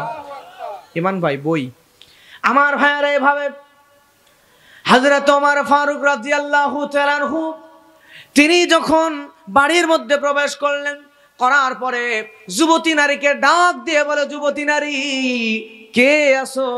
কে যৌবনের গান বলতেছো? বেরিয়ে আসো, তোমার আজকে অবস্থা খারাপ করে দেওয়া হবে। কালকে সকালবেলা তোমার বিরুদ্ধে হযরত ওমরের কাঠগড়ায় নিয়ে যে তোমার বিরুদ্ধে মামলা দেওয়া হবে, তোমার ব্যবস্থা নেওয়া হবে। যুবতী নারী পর্দার আড়াল থেকে হযরত ওমরের সঙ্গে কথা বলছেন। যুবতী নারী বলে, ওহে পথিক, এই লোকটা যে হযরত ওমর, ওই নারী জানে না। যুবতী নারী বলে, পথিক, কি আমার অপরাধ? কি কারণে হযরত ওমরের কাঠগড়ায় আমারে দাঁড় করাবা? হযরত ওমর বলতেছে, যুবতী, তুমি কি জানো না আল্লাহ কোরআনের আয়াত দিয়ে গানকে হারাম করে দিয়েছেন? যুবতী বলে, ওহে পথিক, তুমি কি জানো না? তুমি হয়তো জানো না, আমি যেই নারীর সঙ্গে তুমি পথিক কথা বলছো, আমি নারী সাধারণ কোনো নারী নয়। আমার কলিজার মধ্যে, বুকের মধ্যে, আমার ভিতরে আল্লাহ রব্বুল আলামিন আমার সিনার মধ্যে 30 পারা কোরআন ঢুকায়া দিয়েছেন। আমি হলাম 30 পারা কোরআনের হাফেজা। কোন জায়গায় কোন আয়াত দিয়ে গান হারাম করেছো আমারে তুমি বলো। জোরে জোরে বলেন না সুবহানাল্লাহ। হযরত ওমর বলে, যুবতী, আল্লাহ রাব্বুল আলামিন ওই সূরা লুকমানের 6 নম্বর আয়াত দিয়া কোরআনের মধ্যে গানকে হারাম করে দিয়েছেন, তারপরেও যৌবনের গান তুমি কেমনে বলতেছিলা? হযরত ওমরের সামনে যুবতী নারী বলে, রে পথিক, আমি তো কোরআনের হাফেজা, আমি যদি কোরআনের একটা আয়াত লঙ্ঘন করি, একটা আইন লঙ্ঘন করে, আমাকে যদি কোরআনের একটা আয়াত লঙ্ঘন করার কারণে হযরত ওমরের দরবারে দাঁড় করাও, তাহলে তুমি পথিক এই রাতের বেলা আমার বাড়ির মধ্যে ঢুকে কোরআনের 2টা আয়াতের 3টা আইন লঙ্ঘন করেছো, এজন্য তোমার কি শাস্তি হবে? তুমি এখন বলো সুবহানাল্লাহ। হযরত ওমরের মেজাজটা গরম হয়ে গেছে। কিরে আমি ওমর, যেদিন ইসলাম কবুল করেছিলাম আমি তো গিয়েছিলাম আল্লাহর হাবিবকে হত্যা করার জন্য, লাঙ্গা তরবারি নিয়ে আল্লাহর হাবিবকে হত্যা করার জন্য যাওয়ার পরে আল্লাহর হাবিবকে হত্যা করব কি, রাস্তার মধ্যে আল্লাহর নবীর কাছে ইসলাম সম্পর্কে জেনে আল্লাহর নবীর কাছে লাঙ্গা তরবারি ফালায়া দিয়া নবীর কাছে বলেছি, ইয়া রাসূলুল্লাহ, আজকে থেকে আমি ওমরের তরবারি ইসলামের পক্ষে কাফেরদের বিরুদ্ধে দাঁড়িয়ে গেল। সুবহানাল্লাহ। যেদিন আমি ওমর ইসলাম কবুল করেছি সেদিন থেকে শুরু করে নিয়া আজ পর্যন্ত আমি ওমর কোনোদিন ইসলামের কোন আইনের বিরুদ্ধে তো যাই নাই, কোরআনের আয়াতের বিরুদ্ধে যাওয়ার তো প্রশ্নই আসে না, কোন আয়াত লঙ্ঘন করার প্রশ্নই আসে না। বরং আমার সামনে যদি কেউ কোরআনের আয়াত লঙ্ঘন করে তাহলে তার ধর থেকে আলাদা আল্লাহ আলাদা করে দেওয়ার জন্য আমি ওমর সদা সর্বদা প্রস্তুত ছিলাম। তারপরও কেমনে বলে আমি ওমর নাকি আয়াত লঙ্ঘন করেছে। হযরত ওমর যুবতী নারীকে ডাক দিয়ে বলে, যুবতী নারী, কোন আয়াত লঙ্ঘন করলাম? কোরআন মাজিদের কোন আয়াতের কোন 3টা বিধান লঙ্ঘন করলাম তুমি একটু বলো। সঙ্গে সঙ্গে ওই যুবতী নারী বলতেছে, আল্লাহ রাব্বুল আলামিন কোরআন মাজিদের মধ্যে সুন্দর করে জানিয়ে দিয়েছেন। আল্লাহ বলেন, ওয়ালাইসাল বিররু বিআতাতুল বুয়ুতা মিন যুহুরিহা ওয়ালাকিন্নাল বিররা মানিত্তাকা ওয়াতুল বুয়ুতা মিন আবওয়াবিহা ওয়াত্তাকুল্লাহা লাআল্লাকুম তুফলিহুন। আল্লাহু আকবার। দেখেন এই আয়াতের মধ্যে আল্লাহ রাব্বুল আলামিন সুন্দর করে জানিয়ে দেয়, রব্বুল আলামিন জানিয়ে দেয় পিছনের দরজা দিয়ে মানুষের গৃহে প্রবেশ করার মধ্যে কোনো কল্যাণ নাই। এজন্য আল্লাহ বলেন, তোমরা যখন কাউরে বাড়ির মধ্যে ঢুকবা ও মুত্তাকি মুমিনরা সদর দরজা দিয়ে বাড়ির মধ্যে প্রবেশ করো। এবার আপনারা বলবেন, ও জ্ঞানী বিচক্ষণ মানুষেরা বলেন তো, হযরত ওমর ওই নারীর বাড়ির সদর দরজা দিয়ে ঢুকছে নাকি পিছনের দরজা দিয়ে ঢুকছে? তাহলে একটা আয়াত একটা আইন বিধান লঙ্ঘন করছে কিনা? হযরত ওমরের ভিতরে একটু ভয় ঢুকে গেছে, লজ্জিত হয়ে গেছে। হযরত ওমর ফারুক নিজে বেকায়দায় পড়ে গেছে। এতক্ষণ যুবতী নারী বলতেছিল আর এবার বলতেছে, মা তুমি বুঝলাম আরো 2টা কি আইন লঙ্ঘন করলাম, কোরআনের আর একটা কি আয়াত লঙ্ঘন করলাম, তুমি একটু বলো। আমার ভাইয়ারা, সঙ্গে সঙ্গে ওই হাফেজা নারী সূরা নূরের আর একটা আয়াত তেলাওয়াত করে শোনায়া দিল। আল্লাহ রাব্বুল আলামিন বলেন, ইয়া আইয়ুহাল্লাযীনা আমানু লা তাদখুলু বুয়ুতান গায়রা বুয়ুতিকুম হাত্তা তাস্তানিসু ওয়া তুসাল্লিমু আলা আহলিহা যালিকুম খায়রুল লাকুম লাআল্লাকুম তাযাক্কারুন। আলামিন বলেন, হে মুমিনগণ, তোমরা নিজেদের গৃহ ব্যতীত অন্য কারো গৃহে যখন প্রবেশ করবা তখন অনুমতি ব্যতীত প্রবেশ করো না। জোরে বলেন সুবহানাল্লাহ। 1 নাম্বার অনুমতি না নিয়ে ঢুকো না, আর 2 নাম্বার সালাম না দিয়ে ঢুকো না। এবার জ্ঞানী মানুষ আপনারা বলবেন, হযরত ওমর যখন ওই মহিলার বাড়িতে ঢুকছে দরজা ভেঙে ঢুকছে নাকি স্বাভাবিকভাবে অনুমতি না ঢুকছে? দরজা যদি ভাঙে তাহলে কি অনুমতি নিছে নাকি? 2 নম্বরে দরজা ভেঙে ঢুকছে, তাহলে ওই লোক দরজা ভেঙে রাগে ঢুকছে, ওই সময় কি সালাম দিবে নাকি? তাহলে হযরত ওমর কোরআনের 2টা আয়াতের 3টা বিধান লঙ্ঘন করে ফেলছে। যুবতী নারীর কাছে লজ্জিত। এবার হযরত ওমর লজ্জিত হয়ে বলে, মা বুঝলাম, কিন্তু তুমি বলো, তুমি একটু আমারে বলো, একটু বলো, তুমি বলো কি কারণে যৌবনের গান তুমি বলতেছিলা, একটু আমারে খুলে বলো। সঙ্গে সঙ্গে হযরত ওমরকে বলছে, পথিক আমি তোমারে চিনি না, তুমি কে, কিন্তু তুমি হয়তো আমাকে চিনবা। আমার স্বামী হলো আল্লাহ রাসূলের বিখ্যাত সাহাবী হযরত আব্দুল্লাহ ইবনে সাদ। জোরে বলেন না সুবহানাল্লাহ। আমার স্বামী হলো আব্দুল্লাহ ইবনে সাদ। আমার স্বামী আব্দুল্লাহ ইবনে সাদের সঙ্গে আমার যখন বিবাহ হয়েছে, এখনো আমাদের মিলন ঘটে নাই। আমার স্বামী যখন আমার কাছে আসবে, এমন সময় এই জামানার খলিফা হযরত ওমর যুদ্ধের জন্য ডাক দিয়ে দিয়েছে। তখন তৎকালীন সময় হযরত ওমরের আমলে পৃথিবীর সবচাইতে বড় মুসলমানদের যুদ্ধ, যার নাম হলো ইয়ারমুকের যুদ্ধ, রোমানদের সঙ্গে মুসলমানদের একটা যুদ্ধ সংগঠিত হয়েছিল। এই যুদ্ধগুলোর মধ্যে অন্যতম একটা যুদ্ধ হলো ইয়ারমুকের যুদ্ধ। আমার ভাইয়ের হযরত ওমর যখন ডাক দিয়ে দিল, সঙ্গে সঙ্গে কে যেন মদিনার অলিতে গলিতে যা ডাক দেয়, যুদ্ধের ডাক এসেছে। আর হযরতে আব্দুল্লাহ ইবনে সাদ তার স্ত্রীর কাছ থেকে যুদ্ধের জন্য ওই জায়গা থেকে বিদায় নিয়ে চলে যায়। আব্দুল্লাহ ইবনে সাদের স্ত্রী ডাক দিয়ে বলে, প্রাণের স্বামী কই যান, আপনি আমার একটু বলেন। হযরতে আব্দুল্লাহ ইবনে সাদ ডাক দিয়ে বলে, বিবি রে, আমাকে তো ডাক এসেছে, জিহাদের ময়দানে যাওয়া লাগবে, কারণ আল্লাহ রাব্বুল আলামিন বলেছেন, ইয়া আইয়ুহাল্লাযীনা আমানু আতিউল্লাহ ওয়া আতিউর রাসূল ওয়া উলিল আমরি মিনকুম। আল্লাহু আকবার। আল্লাহ রাব্বুল আলামিন কোরআনের মধ্যে বলেছেন, আল্লাহ বলেন, হে ঈমানদারেরা, তোমরা আমি আল্লাহর আনুগত্য করো, আমার রাসূলের আনুগত্য করো, এবং তোমাদের মধ্যে যারা উলিল আমর হবে তাদের আনুগত্য করো। তৎকালীন জামানার প্রেসিডেন্ট হযরত ওমর জিহাদের ডাক দিয়েছে, আর আমি আব্দুল্লাহ ইবনে সাদ, আমি তো ঘরের মধ্যে বসে থাকতে পারি না। স্ত্রী বলে, প্রাণের স্বামীরে, বুঝলাম জিহাদের ময়দানে চলে যাবেন, কিন্তু আপনার সঙ্গে তো আমার ভালো করে দেখা সাক্ষাৎ হলো না, নতুন বিয়ে হয়েছে, বাসরও হলো না, আপনি চলে যাবেন, আমার তো বড়ই কষ্ট হবে। সঙ্গে সঙ্গে আমার ভাইরা আব্দুল্লাহ ইবনে সাদ বলে, প্রাণের বিবি রে, তুমি আমাকে পিছু ডাক দিও না, আজকে যদি আমি জিহাদের ময়দানে যায় শহীদ হয়ে যাই, জান্নাতের ভিতরে দেখা হবে। জোরে বলেন না সুবহানাল্লাহ।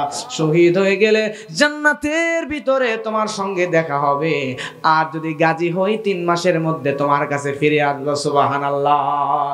হযরত ওমরকে ওই যুবতী নারী ডাক দিয়ে বলে, এ পথিক, ওই দিন আমার স্বামী আব্দুল্লাহ ইবনে সাদ যুদ্ধের ময়দানে চলে গেল, যাবার পরে 1 দিন 2 দিন নয়, 3 মাস পার হয়ে গেল।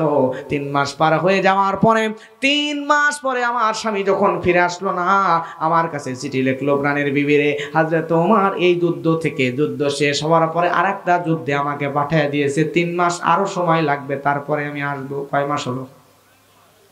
6 মাস হলো। 6 মাস পার হয়ে গেল।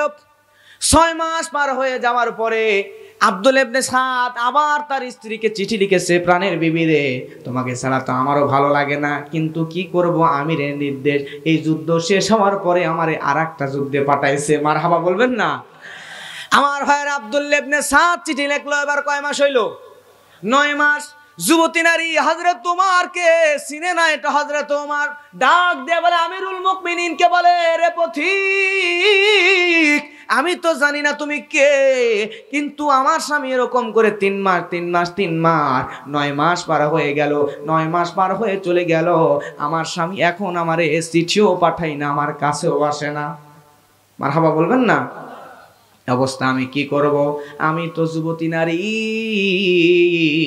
নিজেকে কন্ট্রোল না করতে পেরে আমার স্বামীকে উদ্দেশ্য করে, দুনিয়ার কোনো যুবককে শোনানোর জন্য নয়, আমার স্বামী যেহেতু 9 মাস পার হয়ে গেল আমার কাছে আসে না, আমার স্বামীকে উদ্দেশ্য করে আমি যুবতী নারী, যৌবনের গান নয়, আমার স্বামীকে উদ্দেশ্য করে কবিতার মতো কিছু কথা বলছিলাম, এগুলাকেই আপনি গান মনে করেছেন। জোরে জোরে বলেন মারহাবা। হযরত ওমর লজ্জিত হয়ে গেল, দৌড় দিয়ে বাড়িতে চলে গেল। যাওয়ার পর হযরত ওমরের স্ত্রী, হযরত ওমরের কন্যার নাম হযরত হাফসা রাদিয়াল্লাহু তাআলা আনহা। হযরত হাফসা আল্লাহর হাবিবের স্ত্রী ছিলেন। আল্লাহর হাবিবের স্ত্রী হযরত হাফসা হযরত ওমরের মেয়ে। প্রথমে আরেক জায়গায় বিয়ে হয়েছিল, স্বামী যুদ্ধে শহীদ হয়ে যাওয়ার পরে আল্লাহ রাসূলের সঙ্গে এই হাফসার বিবাহ হয়েছিল। আম্মাজান উম্মাহাতুল মুমিনিন হযরত হাফসা রাদিয়াল্লাহু তাআলা আনহা তার কাছে গিয়ে হযরত ওমর বলতেছে, মা তুমি একটু বলো, তুমি একটু বলো, একজন নারী, বিবাহিত নারী তার স্বামী ছাড়া সর্বোচ্চ কয়দিন একা একা থাকতে পারে? আমার ভাইয়েরা, হাফসা রাদিয়াল্লাহু তাআলা আনহা সঙ্গে সঙ্গে বলে, ও আমার প্রাণের বাবা, আব্বা গো, হঠাৎ করে এই প্রশ্ন কেন আপনি আমারে করেন? আল্লাহর রাসূলের প্রিয় সাহাবী হযরত ওমর বলতেছে, মা বড় বিপদে পড়ে গিয়েছি, যার কারণেই তো তোমার কাছে এই প্রশ্ন করতেছি।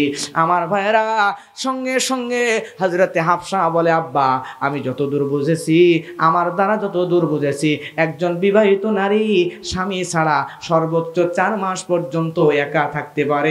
এরপরে নিজেকে কন্ট্রোল করা বড়ই কষ্টকর হয়ে যায়। জোরে বলেন না আল্লাহু আকবার। কিন্তু আজকে আমরা আমাদের সমাজে এখানে একটা প্রশ্নই দিছে, বউ রেখে কতদিন দূরে থাকতে পারবেন? আমার ভাইয়েরা, বউকে রেখে এখান থেকে প্রতীয়মান হয় হযরত ওমরের এই ঘটনা থেকে একজন নারী সর্বোচ্চ স্বামী ছাড়া কতদিন পর্যন্ত থাকতে পারে কষ্ট করে? 4 মাস পর্যন্ত থাকতে পারে। হযরত ওমর রাদিয়াল্লাহু তাআলা আনহু দৌড়ে চলে গেলেন সেনাবাহিনীর ক্যাম্পে।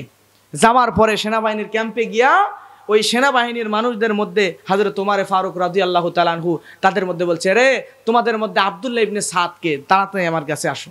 আব্দুল্লাহ ইবনে সাদ যখন কাছে আসছে, আসার পরে বলে, মিয়া তোমার আর চাকরি করা লাগবে না, এই মুহূর্তে তোমার ছুটি, তুমি তোমার বউয়ের কাছে যাও। জোরে বলেন না সুবহানাল্লাহ। আব্দুল্লাহ ইবনে সাদ দৌড়ে চলে গেল, স্ত্রীর কাছে চলে গেল। এরপর থেকে হযরত ওমরের জামানায় সিস্টেম এরকম চালু হয়ে গেল, একজন লোক সর্বোচ্চ ডিফেন্সের চাকরি, পুলিশ, বিডিআর, আর্মি, এখনও যারা চাকরি করে তাদেরও এই সিস্টেম আছে। তিনি ওই সময়ে মাসে 3 দিন করে ছুটির ব্যবস্থা করে দিলেন সেনাবাহিনীর, আর প্রত্যেক 3 মাসে 15 দিন ছুটির ব্যবস্থা করলেন। সুবহানাল্লাহ বলবেন না? ওই রেওয়াজ, ওই সিস্টেম এখনও চালু আছে। এর জন্য আমরা যারা অনেক দূরে চাকরি করে, অনেকে প্রবাসী থাকি, আমাদের প্রবাসী ভাইরাই মাহফিলের আয়োজন করেছে, কথা বলেন ঠিক কিনা? আমরা চেষ্টা করবো এমন কাজ করার যাতে মিনিমাম 4 মাসে হলেও একবার স্ত্রীর কাছে আসতে পারেন। আর যারা প্রবাসে মূলত যায় তারা স্বভাবত এইভাবে আসতে পারে না, কথা বলেন ঠিক কিনা? এর জন্য চেষ্টা করবেন বিয়ে না করে আগে ইনকামের যদি প্রয়োজন হয় যাবেন, ইনকাম করে নিয়ে একবারে চলে আসবেন। আর আপনি পারেন, আপনার স্ত্রী যদি অনুমতি দেয়, আমাদের সমাজে দেখবেন এই পরকীয়া নামক মহামারীটা এই সমাজের মধ্যে এত অহরহ প্রকোপ ধারণ করেছে 2টা কারণে। একটা কারণ এই অ্যান্ড্রয়েড মোবাইল, কথা বলেন ঠিক কিনা? মোবাইলের কারণে পরকীয়া দেওয়া সমাজ সয়লাভ হয়ে যায়। আর আরেকটা কারণ, বিয়ে করেই বউকে রেখেই চলে যায়। এই কাজও করা যাবে না। যদি যান, আপনি ইনকাম করে নিয়ে তারপরে দেশে আসেন, এসে বিয়ে করেন। অথবা আপনার যদি প্রয়োজন হয়, আর্থিক সচ্ছলতার প্রয়োজন হয়, টাকা পয়সার প্রয়োজন হয়, তাহলে আপনি যখন বিয়ে করবেন, বিয়ে করার ক্ষেত্রে ইমানদার, তাকওয়াশীল, আল্লাহওয়ালা, ভালো ফ্যামিলির মেয়েকে বিয়ে করবেন। আপনার স্ত্রী যদি বলে, প্রাণের স্বামী আপনি আমাকে ছেড়ে যাবেন, যাইয়া আপনি 5 বছর, 10 বছর, 20 বছর থাকেন, সমস্যা নাই, আমি অনুমতি দিলাম, আমি আমার চরিত্র ইজ্জতের হেফাজত করব, এজন্য আপনাকে কথা দিয়ে দিলাম। আপনার স্ত্রী যদি আল্লাহওয়ালা হয়, আপনাকে কথা দেয় সে তার চরিত্র হেফাজত করবে, দিয়া খুশি মনে যদি আপনারা পাঠিয়ে দেয়, আপনি যদি 5 বছরও থাকেন, 10 বছরও থাকেন, তাহলেও কোনো আপত্তি নাই। কিন্তু যদি আপনার স্ত্রী না চায়, আসানে এরকম বিয়ে করছে, বউ চায় না, কিন্তু টাকার নেশায় কিছু যুবক আছে চলে যায়। স্ত্রী যদি না চায়, স্ত্রীকে অখুশি রেখে যদি আপনি চলে যান, যাওয়ার পরে সে যদি যৌবনের তাড়নায় গুনাহ করে ফেলে, এই গুনার অংশ সে একা নেবে না, একটা অংশ আপনার আমলনামায়ও যাবে, কথা বলেন ঠিক কিনা? তবে যদি আপনার স্ত্রী ভালো হয়, বুঝবেন ভালো করে, সে যদি আপনার অনুমতি দিয়ে দেয়, ইচ্ছাকৃত যাওয়ার অনুমতি দিছে, সে বোঝে আপনার পজিশনটা বোঝে, পরিবেশটা বোঝে, সে বোঝে যে আপনি তার জন্যই, তার পরিবারের জন্যই, বংশের জন্যই আপনি কষ্ট করতেছেন। আমার প্রবাসী ভাইরা দেখেন এত কষ্ট করে, তাদের কষ্টের কারণে বাংলাদেশ আজকে পৃথিবীর উন্নত দেশগুলোর মধ্যে কিছুটা মাথা চাড়া দিয়ে আছে, কথা বলেন ঠিক কিনা? বাংলাদেশ আর পাকিস্তান একসাথে ছিল, এখনো পাকিস্তান, বাংলাদেশের টাকাগুলো পাকিস্তানের টাকার চাইতে অনেক উপরে আছে এখনো, সুবহানাল্লাহ বলবেন না? এগুলো কেন জানেন? বাংলাদেশে খনিজ সম্পদ আছে, সব আছে ঠিক, কিন্তু আমরা উত্তোলন করতে পারি না। এই বাংলাদেশের উন্নয়নের পিছনে সবচাইতে বেশি ভূমিকা রাখছে এই বাংলাদেশের রেমিটেন্স যোদ্ধা যারা, প্রবাসী যারা, কথা বলেন ঠিক কিনা? প্রবাসীরা যদি না থাকতো তাহলে বাংলাদেশ আজকে পৃথিবীর মানুষ হয়তোবা এই দেশের নাম খুব একটা জানতো না। বাংলাদেশে পৃথিবীর বিভিন্ন দেশের মানুষরা ভিজিট করতে আসে, ঘুরতে আসে, সবুজে শ্যামলে ঘেরা এত সুন্দর দেশ। এই দেশটাতে এত সুন্দর ছিল না। এখন যে পরিবেশগুলো এত গোছানো হয়েছে, সুন্দর হয়েছে, মানুষগুলো আসা যাওয়া করে, পর্যটন কেন্দ্রগুলো এত সুন্দর হয়েছে, কাদের টাকা দিয়ে? প্রবাসী ভাইদের টাকা দিয়ে। এই কথা বলেন ঠিক কিনা আমার ভাইরা? এর জন্য প্রবাসী ভাইরা আপনাদেরকে বলবো, আপনারা অবশ্যই যাবেন, কিন্তু স্ত্রীর অনুমতি নিয়ে। আর বিয়ে করার ক্ষেত্রে অবশ্যই দিন দেখে বিয়ে করবেন, আন্দাজে বিয়ে করবেন না। লিমালিহা হাসাবিহা দিনহা খুলুকিয়া, এই কয়েকটা জিনিস দেখেই তো আল্লাহ রাসূল বিয়ে করতে বলেছেন। দেখবেন, কিন্তু সবচাইতে বেশি দেখবেন দিন আছে কিনা। তার ভিতরে যদি দিন থাকে, পরকালমুখিতা থাকে, তাহলে আপনি বিয়ে করেন, বউ রেখেই চলে যান, কোনো অসুবিধা। তবে দিন যদি না থাকে, সেই ফিতনা কিন্তু আপনার দিকেও গড়াবে। আল্লাহ আমাদেরকে হেফাজত করুন, জোরে বলেন আমিন। আমার ভাইয়েরা, আপনাদের কষ্ট হলো? তাহলে বলছিলাম 7 নাম্বার গুণ। কয় নাম্বার গুণ? নামাজের মধ্যে বিনয়ী হওয়া লাগবে। আল্লাহর হাবিব সাল্লাল্লাহু আলাইহি ওয়াসাল্লাম, যার আগে এবং পরে কোনো গুনাহ ছিল না, কথা বলেন ঠিক কিনা? আগে পরে কোনো গুনাহ ছিল না। তারপর আল্লাহর হাবিব সাল্লাল্লাহু আলাইহি ওয়াসাল্লাম, তার সম্পর্কে আল্লাহ রাসূলের সাহাবী আব্দুল্লাহ ইবনে সিখির রাদিয়াল্লাহু তাআলা আনহু তিনি বর্ণনা করছেন, হযরতে জাবির রাদিয়াল্লাহু তাআলা আনহু তিনি হাদিস বর্ণনা করছেন। তারা বলছেন, আল্লাহ রাসূল যখন নামাজে দাঁড়িয়ে যেতেন, এত লম্বা নামাজ তিনি পড়তেন, এত যত্নের সাথে নামাজ তিনি পড়তেন, তার পা গুলো এরকম বড় বড় হয়ে ফুলে যেত। জোরে বলেন আল্লাহু আকবার। শুধু তাই নয়, আল্লাহর নবী যখন নামাজে দাঁড়িয়ে যেতেন, তিনি এমন ভাবে কাঁদতেন, এমন আওয়াজ করতেন। আমার ভাইয়েরা, আল্লাহর হাবিবের আওয়াজ এমন করে, পাতিলের মধ্যে তরকারি দিলে যেমন তরকারি ফুটলে ফড় ফড় ফড় ফড় আওয়াজ হয়, ওই রকম করে, যেই নবীর আগে কোনো গুনাহ নাই, পরে কোনো গুনাহ নাই, ওই নবীও যখন নামাজে দাঁড়িয়ে যেতেন, ওই নামাজের মধ্যে ফড় ফড় ফড় ফড় আওয়াজ দিয়ে কাঁদতেন। জোরে বলেন আল্লাহু আকবার। তাহলে এই নবী এত যত্নের সাথে নামাজ পড়েন, আর আমরা ওই নবীর উম্মাত, আমাদের জীবন গুনাহ দিয়ে পরিপূর্ণ। ওই নবীর শাফায়াত ছাড়া আর আল্লাহর রহমত ছাড়া আমরা কেউ জান্নাতে যেতে পারবো? তাহলে এই নামাজ যত্নের সাথে আদায় করার দরকার। জোরে বলেন আছে না নাই? আল্লাহ আমাদেরকে যত্নের সাথে নামাজ আদায় করার তৌফিক দান করুন, সকলে বলেন আমিন। প্রিয় ভাইরা, তাহলে গুণ বলেছিলাম কয়টা? 7টা গুণ। মনে আছে তো আপনাদের? আমি যে বললাম হাজারো শ্রোতার দরকার নাই, যদি 5 জন শ্রোতাও থাকে, 1 জন শ্রোতাও যদি এই 7টা গুণ নিজের জীবনে আনতে পারে, তাহলে আজকের মাহফিল সফল, আমাদের এই মাহফিলটাও সফল, আমাদের জীবন ও দুনিয়া এবং আখিরাত দুজাহানের জন্য সফল। জোরে বলেন কথা ঠিক কিনা? আল্লাহ আমার এই প্রবাসী ভাইদের এই সুন্দর আয়োজন, জান্নাতি আয়োজনকে কবুল করে নিক। জোরে বলেন আমিন। আল্লাহ আমাদের জীবনের গুনাহগুলো মাফ করে দিন। জোরে বলেন আমিন। প্রিয় ভাইরা, আমি একটা ছোট্ট বই লিখছি 2-3 বছর পরিশ্রম করে, ভালো মানুষ হওয়ার উপায়। এখানে কেমনে ভালো মানুষ হবেন, প্রাত্যহিক জীবনে কি কি করবেন, কোরআন হাদিস থেকে সব আমলগুলো ইনক্লুড করে দিয়া আপনি কোন দোয়া